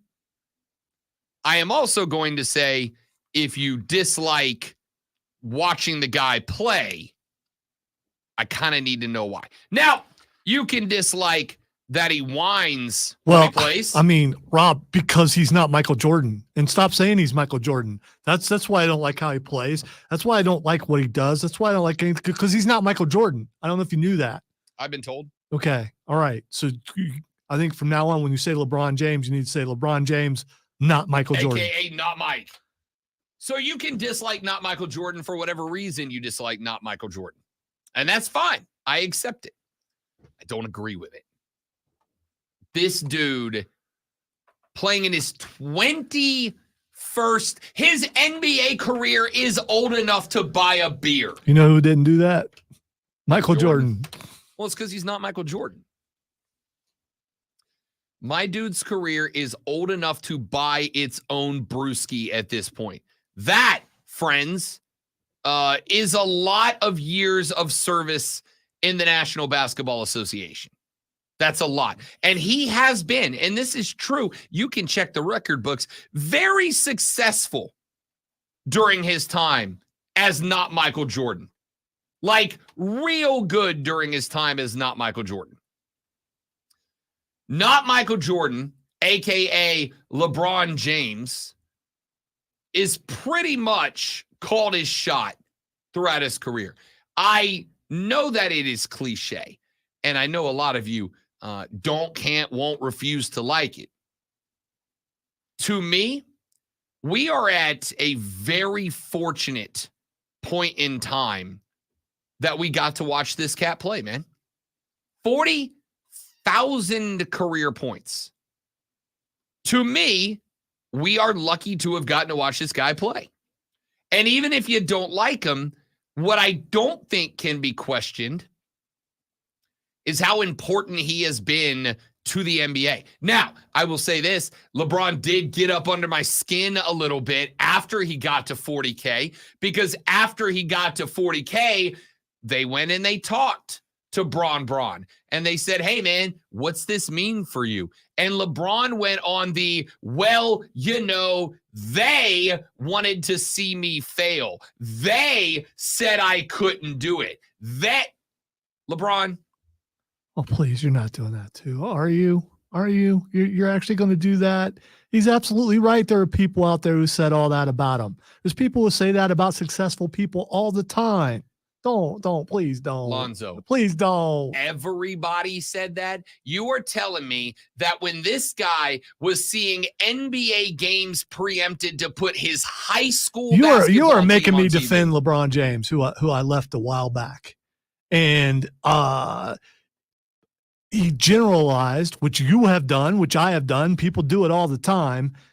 He can't do that, though. I mean, if he says one little thing that's suddenly it's headline news. There were a lot of people who wanted him to fail because of all the attention he got. Why?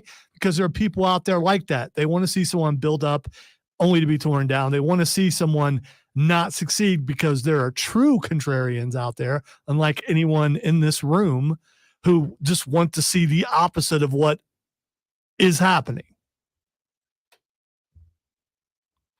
Why don't you play the full cut, man? Because, I mean, come on. There we go.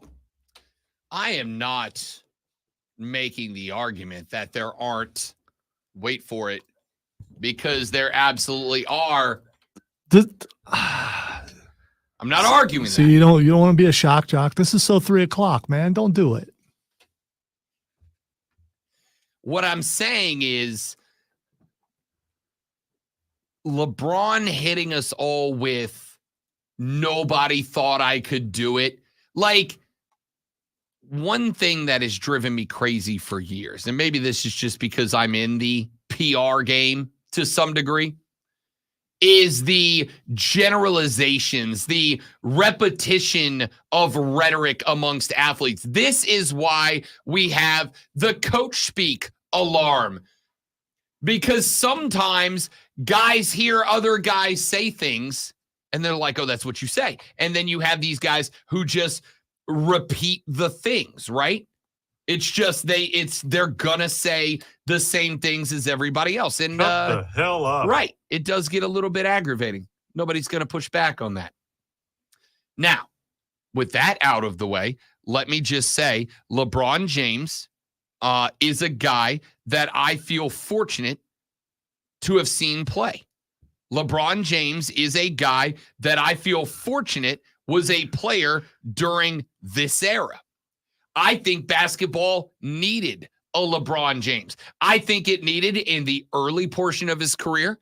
I think it needed a challenger to Kobe Bryant, because here's the thing. When you think about the great players at any given sport in any given age, they have to have somebody to push them. They have to have a nemesis. You got to have a great bad guy to have a great good guy. Mike had his. Kobe, at the end of his career, Kobe had LeBron. And I think that we needed that guy. And let's be clear, LeBron has needed those guys too. That is why we are all questing to find out when LBJ calls it a career, whether it's at the end of this year or the next one, who's that next guy? Who's going to step in? Who's going to take the role of being the face of the league? Is it Luka Doncic? Is it Nikola Jokic? Is it Joel Embiid? Is it Trae Young? Is it Zion Williamson? Who's the guy that when LeBron walks, he gets his year with Bronny or whatever? By the way, that's a whole different story we got to get to. Bronny James says he'll come out depending on team interest, not who might get him, which is fair. I do hope that as much as LeBron has said, I want to play a year with my kid, which for the record, I think is awesome. I also hope that LeBron's being a good dad and saying, listen, here's what I want, but at the same time, you got to do what's best for you, dog. No, he's LeBron James. Wherever his son goes, if he wants to play with them, that team will have him. Oh, for sure. Yeah, I mean, Cody asked me last week, Cody Decker on Bet for the Cycle last week was like, do you think LeBron's a Laker next year? And I said, it 100% depends on if the Lakers say they'll draft Bronny or not. It depends on if the Lakers are willing to do whatever it takes to get Bronny. Because here's the other aspect. How cool would it be for Bron and Bronny? I should say, how cool would it be to Bron and Bronny? For Bron, I hate Bronny. For Bron and no, I don't hate the person. I just hate the nickname. Is he LeBron Jr.? He is LeBron Well, Jr. just call him Junior. How cool would it be for Bron and Junior not just to be on the same team together, but to go to like a crappy team somewhere? What if they showed up in Charlotte together? Because Charlotte stockpiled enough, and Charlotte called Bron and said, yo, if you come to the CHA, we will draft LeBron Jr. with the first overall pick. And LeBron's like, yeah, dope, let's go. That'd be awesome. We'll be putting in some miles heading up to Charlotte if that for happens. Sure. So will a lot of people. For sure. That would be a franchise-changing situation for any team. Now, again, I don't necessarily think that means it's going to happen. I think it's an interesting thought experiment. But regardless of how all of that plays out, LeBron James is the face of the NBA right now. And regardless of what the future holds for this guy, I'm not going to say we're never going to see another 40,000 point score. Because 10 years ago, we never would have said we will ever see a 40,000 point score. And I'm going to go one step further and say that while if there is a player who heavy load manages during his career, load management would be a reason that a potential 40K score never gets there. Because to reach that mark, you would have to average like 32 points a game playing all 82 games for like 20 seasons to get to where LeBron is. It's a stupid number. If you averaged 40 points a game, you'd have to play every game for like 18 seasons to get there. It's a stupid number. That's how good LeBron James was specifically in his peak. So I'm not going to say we're never going to see another guy get there because it is absolutely a possibility. What I am going to say is we'll be lucky if we see another guy get there during my lifetime. So you talked about the next face of the NBA. Maybe they're not in the league yet. Might not be. It might be RJ Davis. It might be Armando Bacot. It might be a guy who is in the league but is very young. It might be Paulo Banchero. I don't know. That's the other thing, though. While we do this every year with athletes, and why wouldn't you? During the offseason, we're all looking for something. Every year, there's that guy. Every year, there's that dude. But sincere question, great one. Take yourself back 22 years ago when LeBron James was a senior in high school. Have you ever seen hype like there was around high school LeBron? No. Every year there's that guy, and every year we get to the NBA draft, and there's that guy. This year it was Victor Wembanyama or Chet Holmgren. Every year there's hype around a guy, maybe two. This guy could be the future. This guy might be it. I have never seen hype like there was around LeBron James. LeBron James was hyped as if there was no way he was going to be a failure. I look at some of the other guys. Victor Wembanyama. There was, leading up to the draft this year of Victor Wembanyama as the number one overall, there were entire segments being done of, well, he played pro ball in France. Did they train him? Did they get him gassed up enough in France for him to come to the league and be a dude? Every year, there's that kid coming out of college, and the question mark is, all right, yeah, he's real good, but he played at this small school, or, his team didn't make it in the tournament. That's kind of on him, ain't it? Going back to LeBron, as Wesley just pointed out in our Facebook stream chat, Facebook.com/TheFanUpstate, Twitter.com/TheFanUpstate, The Fan Upstate, or The Rob Brown Show on YouTube, and The Rob Brown Show on Twitch. LeBron James was on the cover of Sports Illustrated as a high school player. And by the way, all those people, he declared himself king and all. He didn't ask them to come to high school and cover him. They just did. And he's the first one that they really did all the stuff that's normal now is because of him covering kids in high school. I mean, was his talent that good? Yeah, obviously it was for them to come to a high school and start covering a kid in high school. He was that good. He was that good. You know how I know? Because I watched him on freaking ESPN multiple times. His team would go out and smoke some poor little high school in backwoods Ohio by 90, but you were watching. Nobody's ever been hyped like this cat before, and it translated. That was 2+ decades ago. So that we're clear, I was a freshman in college when this all started. Technically, I was a senior. No, that's not even true. Not even technically. I was a senior in high school because I'm in the same grade. I'm the same age as LeBron James. He's got me by like a couple of months. I think he's September and I'm February the following.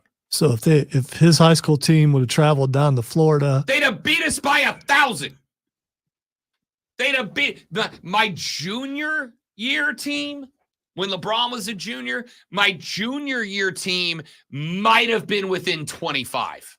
Maybe. Brown, get up here. We need you to foul James. No, that was Frank Spitznagel's job. Brown was sit on the end of the bench, keep the boys hype, and if we're getting our butts beat, we'll send you in there in the last 15 so maybe you can get some points on the stat sheet, bud. I wore number 00 in basketball. You know why? That way when you looked in the paper, my stat line was zeros all the way across. You're making that up. I swear to you. You can go check. My picture still hangs in the Chalkdatchee High School gymnasium from our state finals runner-up team. It is cool knowing that my picture is hanging in a couple places in my high school too. It's still kind of cool knowing that, right? I'm not gonna lie, I've gone back a couple times. I'm not a Bruce Springsteen glory days kind of guy, but if I go home and the old Chalkdatchee Big Green Indians are playing basketball, I'll pop in the gym for 10. Nah, right up, right there, 00, baby. Anyway, point is, this dude lived up to the hype, man. This dude lived up to the hype. There are other guys. I love what Joey B just put in the chat. He said the Mount Rushmore of high school hype is LeBron James, Freddie Adu, Bryce Harper, and Tiger Woods. Correct. And I honestly, which of those guys got LeBron James hype? Bryce Harper did not. Tiger Woods did, but like Tiger Woods was getting hype as a child prodigy. Tiger Woods was on, was it like David Letterman's show when he was 7? Or like Cavett or one of those. Yeah. I would say LeBron got that hype. Tiger got that hype. I think Freddie Adu, for those of us that are soccer fans, probably in the mix. But Freddie Adu got that hype amongst American soccer fans. And I don't even think Freddie Adu got LeBron James' level of hype. The two guys that got that level of hype and turned into that guy, LeBron and Tiger. It was Mike Douglas, by the way. I knew it was one of those that's no longer on. It was a Mike Douglas show. Yeah. Couldn't have guessed it if you gave me a billion guesses. Because you weren't alive back then. Nope. Well, you were, but you just didn't know. When was Tiger on that show? 1983? Because he's a significant number of years older than I am. I'm trying to see if it says the age. Tiger was a kid, and Tiger's dramatically older than me, is all I'm saying. I'm not going to say dramatically older than me. Tiger is 48, so he is 9 He appeared years on older. Mike Douglas' show at the age of 2. Putting, So, yeah, I was not alive yet. He was putting with Bob Hope at the age of 2. Yep, I was not alive yet. You do know who Bob Hope is. Yes, I know who Bob Hope Hope is. I mean, there's some people out there who don't know who Bob Hope is. I grew up next to a military base. Half the streets in my neighborhood were named after Bob Hope. So, all of that being said, listen, I'm just going to put it this way and then I'll get out. You are lucky to be a basketball fan in the age of LeBron. You might hate him. But this is America. We hate watch, and we hate listen as much as we pleasure watch and pleasure listen, right? You listen to the show for the raw, unbridled pleasure that Lonzo gives you every day. You watch LeBron to love him or to hate him, it invokes emotion. He got that hype out of high school. He lived up to it. He is still kicking your favorite team's rear end. And even though the old guard is getting out of the way and LeBron is at my age, an old freaking man in the world of the NBA, you're still getting to watch this guy break records. Actually, that's not true. He's not breaking records anymore. He is making records unbreakable is what he's doing. And it is a freaking joy to watch. Back after this on the Rob Brown Show on the Fan Upstate.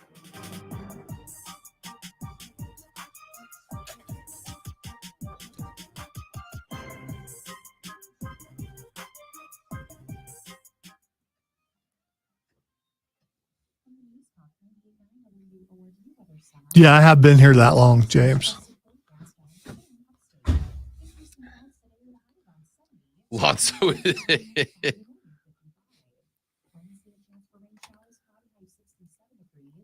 But there are actually 3 people in the building who've been here longer than me. And they're all in the same show. And they're all in the air right now. And now, Mark Ryan's morning sports spin, powered by Ingles. Low prices, love the savings. And I'm going to give a shout out to Kirk for the incredible job he's done with the basketball this year. You know, in the preseason, he was highlighting the fact that South Carolina finished last in the SEC, and that the previous year, no one in the SEC finished where they were actually supposed to finish. So it's almost like a guarantee that South Carolina wasn't going to finish last because the media is always wrong. Well, guess what? Not only are the Gamecocks not going to finish last, they have a chance to finish first. They're one game behind Tennessee. They host the Vols this week. If you're a Gamecock fan, I'm sure you know them. Finish at Mississippi State. They continue to get no respect to these players. Number 4, Tennessee has 6 losses. Number 17, South Carolina has 5. Make it make sense. I'd love for Shane Beamer to take a lesson. Did you see the thing I sent you from Sports Illustrated? I did. I'm going to read it after the show. I'm curious as to what their take was. I mean, I know Sports Illustrated is going out of business, and you're probably going to say for takes like that. But they agree with me. So, I mean, you know. So obviously it's a wonderful take. Well, all I'm saying I'm going to read it. Is Sports Illustrated is with me. Was a reputable source for many years, the go-to for sports. Has the same take that I do, at least from the headline. I didn't read it either, but, you know, because we're busy.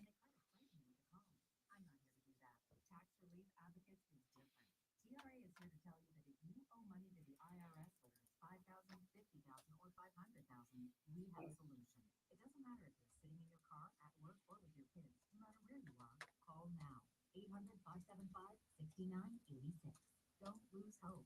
TRA can eliminate or reduce what you owe to the IRS. There is zero risk to you. If we can't reduce your tax debt, They could be, James. That's a good point. And then I would be, in essence, saying that AI agrees with me. Don't you turn this on me. by visiting us online at TRA.com or call 800-575-6986. That's 800-575-6986. Tax Relief Advocates. Real solutions for real people. Mark Ryan tells it like it is. Coming up on a Super Tuesday episode of Offsides with Mark Ryan and Diesel. The problem with the NBA right now is this. Here's how to fix it. But what is this for every sport? What is this? Coaching hires in the NFL, plus Jake Crane will be joining us on college football. Risers and fallers. Number 1 for real afternoon sports talk. Offsides with Mark Ryan. 3 to 7 on the fan. Upstate. Rise and shine, sports fans. Grab your coffee and a jolt of sports on the If you're getting up this late, congratulations.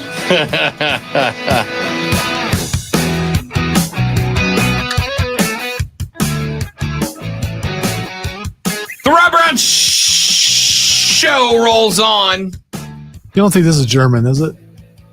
I don't think so, but is it Belarusian? It could be. It's a big question. We've got multiple copyright strikes this week, but they're all from Germany, Russia, and Belarus.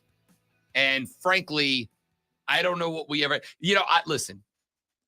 It's just all of a sudden, too. I haven't added any new songs. This stuff is things that we've had there for don't tell the boss, things that we've had there for about a year. So, I mean, Russia, I get it. Germany, I understand. The Germans have no sense of humor. We like to laugh on this show.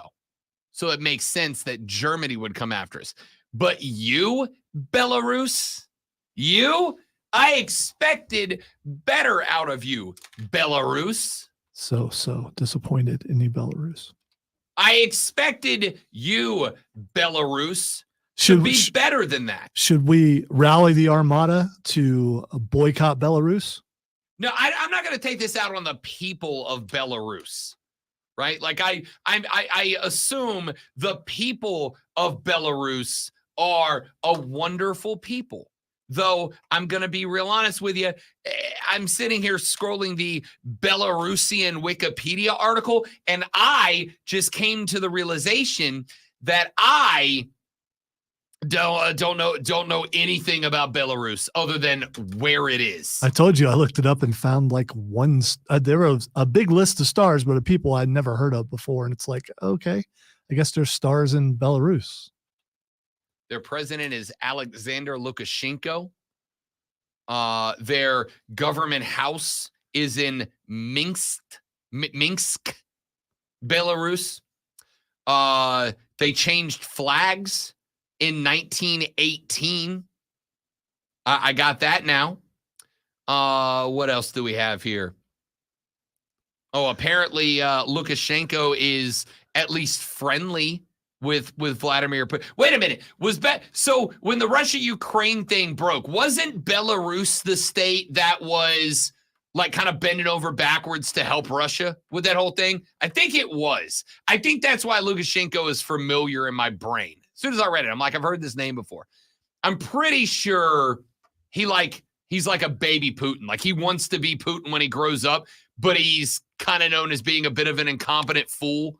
And so we can't pull it off. So again, we're not big in the countries of the axis of evil. I take it back, Belarus. Take it back. We've had some problems with Korea too, if I remember in the past. We are currently banned in Iran, North Korea, Saudi Arabia, Russia, Belarus. I don't think we're banned in Germany. I think we just had a couple of videos pulled down, but we're banned in all the other ones. So I got to tell you, if there's anything I know right now, it's that we love some freedom up in here. All right? Take that, Russia, Iran, Saudi Arabia, and North Korea. America. You jerks. Hey, the franchise tag deadline's coming up here in 7 hours. Or so. 6.5 hours. Ballparking it. Brian Burns catching the tag today. I said this earlier in the show. I'll say it again because I did have a question about it on the text line at 71307 just mere moments ago. I'm sure Mark and Diesel will break down the whole thing with every single trade that happens by then. Or the franchise, rather. Yeah, you're going to see a bunch of tags today. I think you will start seeing the trades probably in about a week and a half. I think most everybody is going to probably wait for the league new year to start the trade process.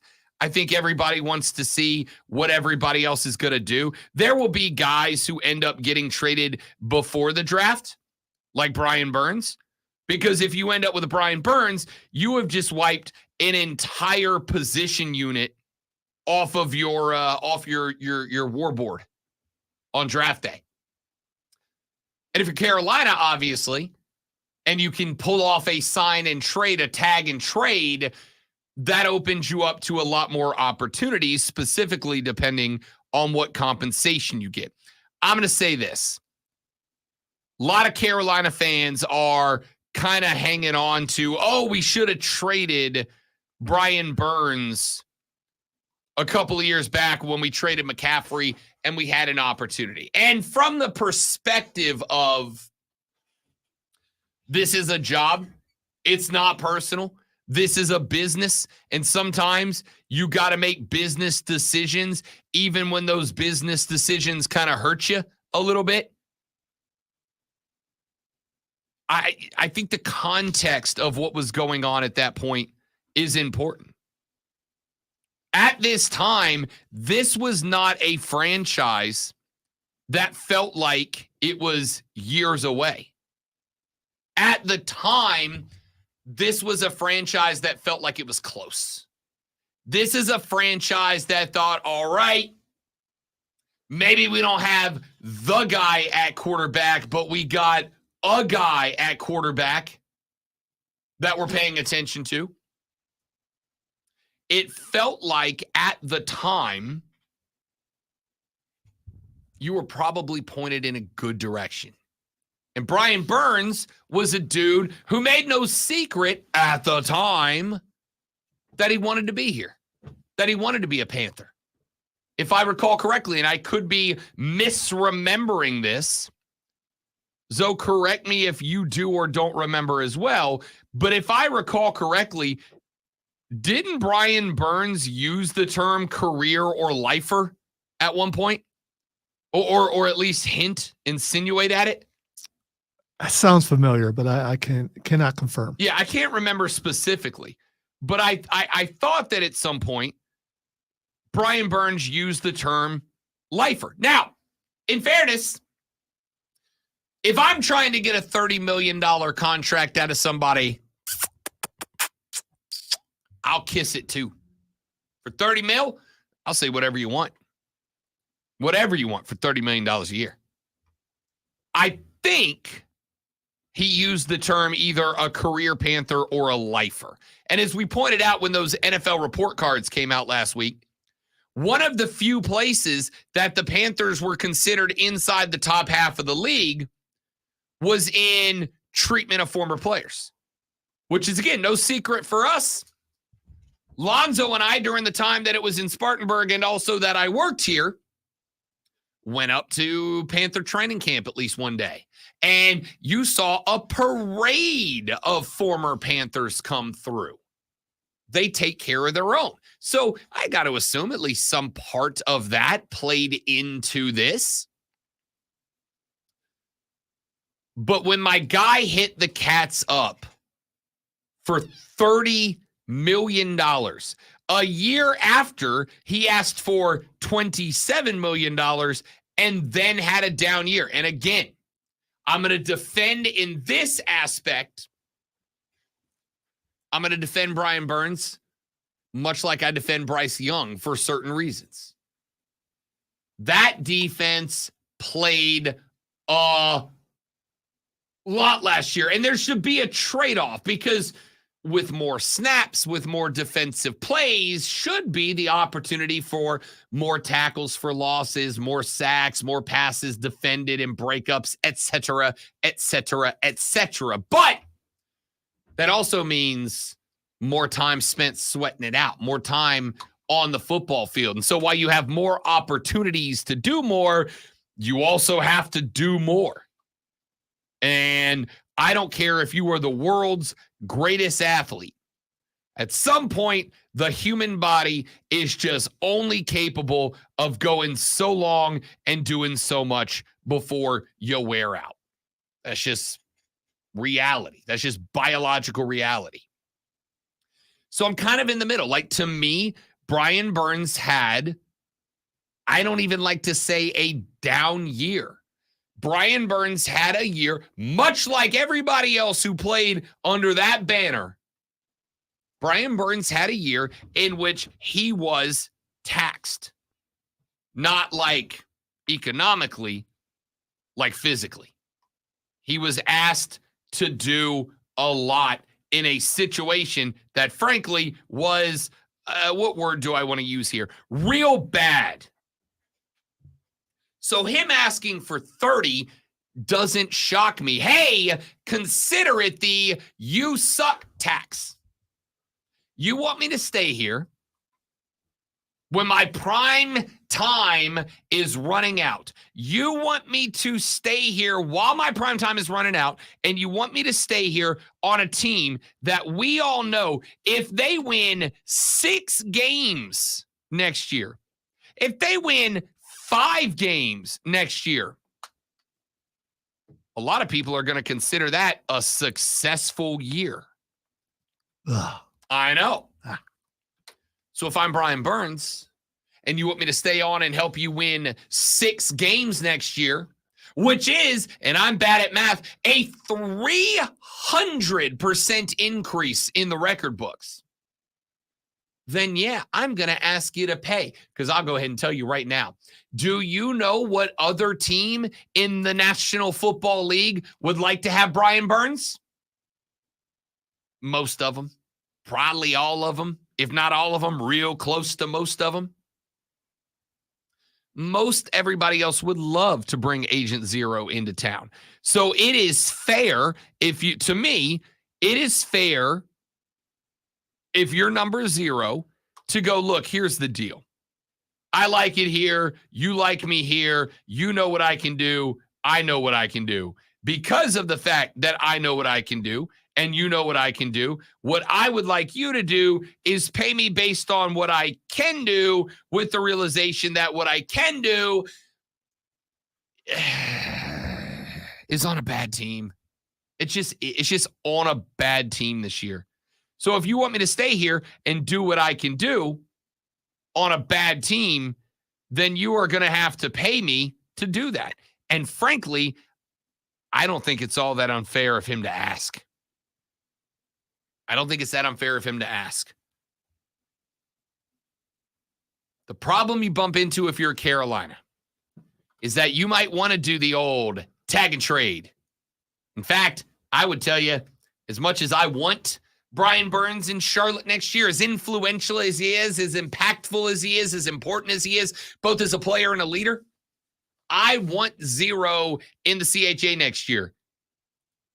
But there comes a point where I've got to look at what your value is as a player and compare that to what your value is as an asset. It is one thing for you to be able to generate X amount of sacks, X amount of tackles, X amount of passes defended, maybe a couple of picks, 5, 6, 7, 8 sacks during the course of the year. That's one thing. But I got to put that into the perspective on that old scale, you know, the one that you have the two things on both sides and you put them in and it goes like this back and forth. A scale, you know, a scale. On the scale, I've got to put your productivity level on one side, and then I've got to put your asset compensation level on the other side. By the way, I'm going to go back and pull this and put walk like an Egyptian behind it and make a short out of it. I respect that. Because that's what you just did. That's this, dude. That's totally different. Now you can use this now. Thank you. Now I can combine them. It's going to be amazing. Asset compensation. What am I going to get back? And again, the problem is I think Brian Burns could probably go for a total that makes it a no-brainer to send him out. It might not be the 2 first-round picks that you could have gotten a couple of years ago. Yeah, it was last year. It was last year people were offering that stuff for him. Why did they not see this last year and go, okay, we're probably not going to pay him what he wants. Let's just go ahead and move him now and get something for it. Because I think the expectation David Tepper? Maybe yes and no. But I think it was more the expectation of, we got a number 1 overall quarterback. We got a head coach that works well with quarterbacks, and we got a good defense. We might be able to do something. Don't forget that last year's season preview, there was a not insignificant number of people picking Carolina to win, yes, a trash division, but the division at the time. So in a spot where you've got the guy locked up for 1 more year, why make that move then and hamstring your team in a year where I need my defense to be good to give BY time to learn? Again, context, nuance to the conversation. I don't think the Panthers did wrong by not trading the guy away. I just didn't think that they were going to, I don't think that they thought that they were going to end up in this spot. But here we are. Trade deadline's at 4 p.m. I expect you will see Brian Burns' name on the TV between here and there. And you will, of course, hear his name spoken about tomorrow when we break down whatever comes next on the Rob Brown Show and the Fan Upstate. We got to take a break. Rob Lonzo and you. It's Tuesday. We come back. We ask what the X is going on. And then we all go home. It's the Rob Brown Show on the Fan Upstate.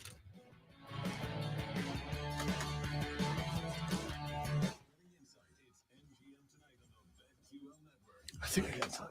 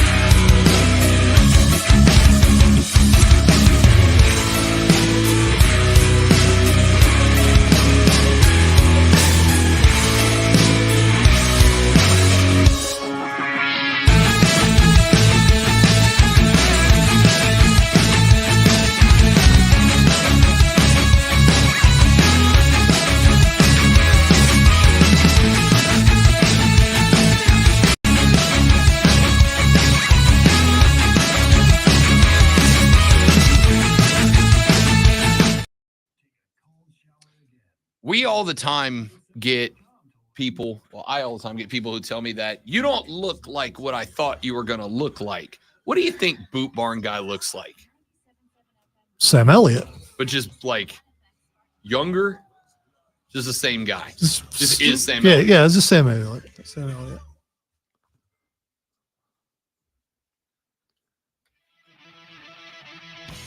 Wrapping up the Rob Brown Show on a Tuesday morning. Johnny Manziel said that he is boycotting the Heisman Trophy celebration until Reggie Bush gets his trophy back on a post on Twitter, or X, formerly known as Twitter. Actually, I love this. FoxSports.com flipped it up on us, though. They wrote in a post on Twitter, now known as X, took it over. Yeah, but that's the other. The former sounds better than the latter. It's yeah. He said, quote, after careful thought and consideration, I will be humbly removing myself from the Heisman Trophy ceremony until Reggie Bush gets his trophy back. Doesn't sit right with my morals and values that he can't be on that stage with us every year. Reggie Bush is the Heisman Trophy. Do the right thing, NCAA. The ball is in your court. I don't think Reggie Bush is the Heisman Trophy, though. I mean, no, that's Johnny Heisman. What if that? I don't know. I don't know who actually is. It could be John Heisman, who Clemson people was. He went to Clemson or he coached at Clemson or something. I think he did. Well, he did. No, actually, he did. The trophy was instituted in 1935 by the Downtown Athletic Club of New York, and the next year was named in honor of its first athletic director, John Heisman. There we go. Okay. All right. See, it was in there. It was in there. Hence the Heisman Trophy. Yes. I just needed it. I don't believe Johnny Manziel for a minute. He just don't want to go. What, you think Johnny Manziel doesn't want to go to a party? Yeah. Think Johnny I just wonder. started out a free open bar party? What's he doing nowadays?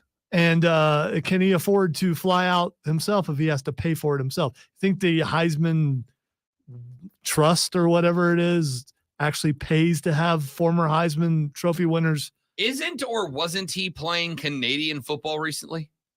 Let's see. He spent last year with FCS Zappers, a professional indoor football team, and is a member of the fan-controlled football league currently owned by Trevor May, Dalvin Cook, Bob Maneri, Ronnie Singh. Yeah, those guys. Yeah. On December 2nd, 2020, the Zappers team name and logo were announced along with 3 other teams, the Glacier Boys, the Beasts, and the Wild Aces. Ooh, which team would you want to be on? Glacier Boys for life. It's boys with a Z. I know. Glacier Boys. I know. Let's see. The Zappers also have Josh Gordon on that team. Zappers finished the regular season 2-2, securing the number 2 seed in the playoffs, but ultimately lost to the number 2 seeded Wild Aces, 32-6 in the semifinals, finishing 2-3. There are 4 teams. I mean, how long are the finals? I don't know. Their offensive line, I'm looking at the 2022 FCF Zappers final roster. Quarterbacks, Johnny Manziel, 4, Logan Marchie, 10, Braden Smith, running back, Anthony Jones, wide receivers, Travis Tavinen, Tredante Hill, tight ends, Block Party. The offensive line was known, hang on, it gets better. The offensive line was known as the Block Party. The names aren't on the roster. It says Block Party. The defensive line, no names on the roster. The Shutdown Squad, same with the defensive backs and linebackers. The Shutdown Squad. So what, did they have to buy this website by the letter or something? So we can't put everybody's name on there. I got nothing. In 2022, Manziel agreed to return to the team as player coach. The team used its other franchise tag to sign Terrell Owens. So there's that. So T.O. is actually still playing, or this was 2 years ago. The fans were asked if they wanted to trade Terrell Owens as well as the 1st and 16th pick in that week's draft for Beast quarterback Jason Stewart, as well as the 5th and 10th pick in the upcoming draft. The trade was approved. So my man Johnny Manziel gets on the team. He's got T.O., and then they're like, yeah, we're going to trade T.O. and all your picks to get, not Johnny Manziel as quarterback. The year before he was the last place he was before that was the Memphis Express in the American football franchise and the Alliance of American Football during its single season of existence. Before that, 2018, he was in Canada with the Montreal Alouettes. Wow. I mean, you got a dream and you keep going with the dream, I suppose. You got a problem with Johnny Manziel's take of give Reggie Bush his Heisman back? I don't.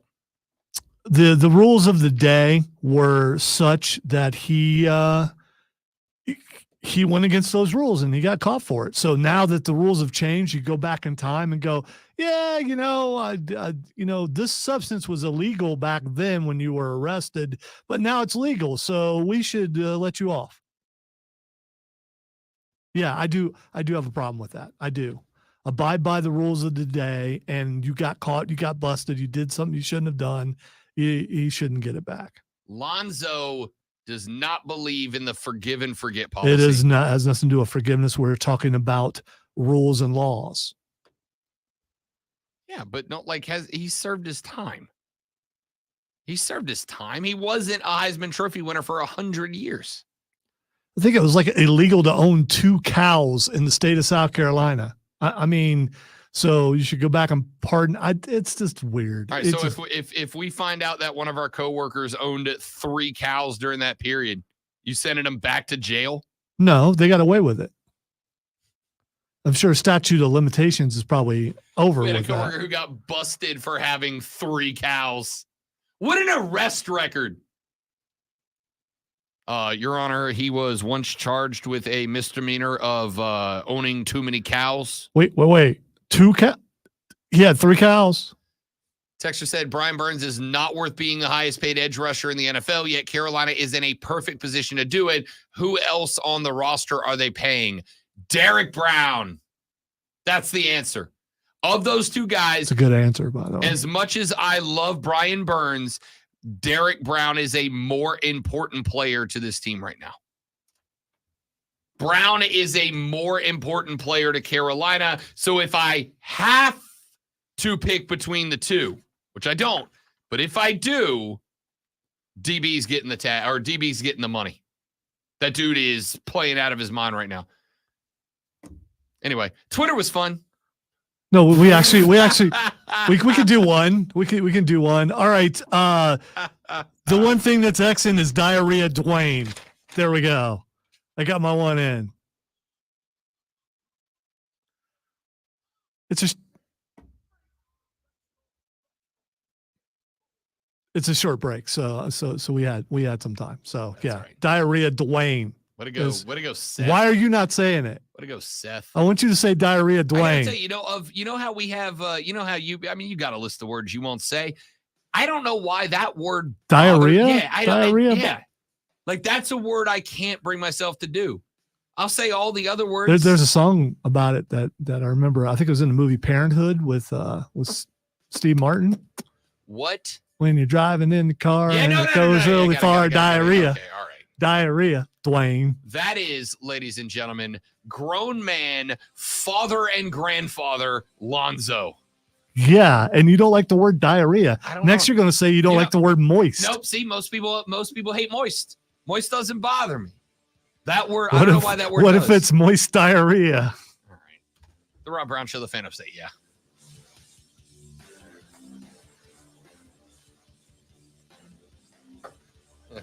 That'll get me in the office, probably. Well, out of all the weird things I've ever said. All right, guys. Thank you guys for hanging out. I got to go to a meeting now, so I appreciate it. You're all spectacular people. Have a lovely rest of your day. We'll see you back here tomorrow, I hope. Bye.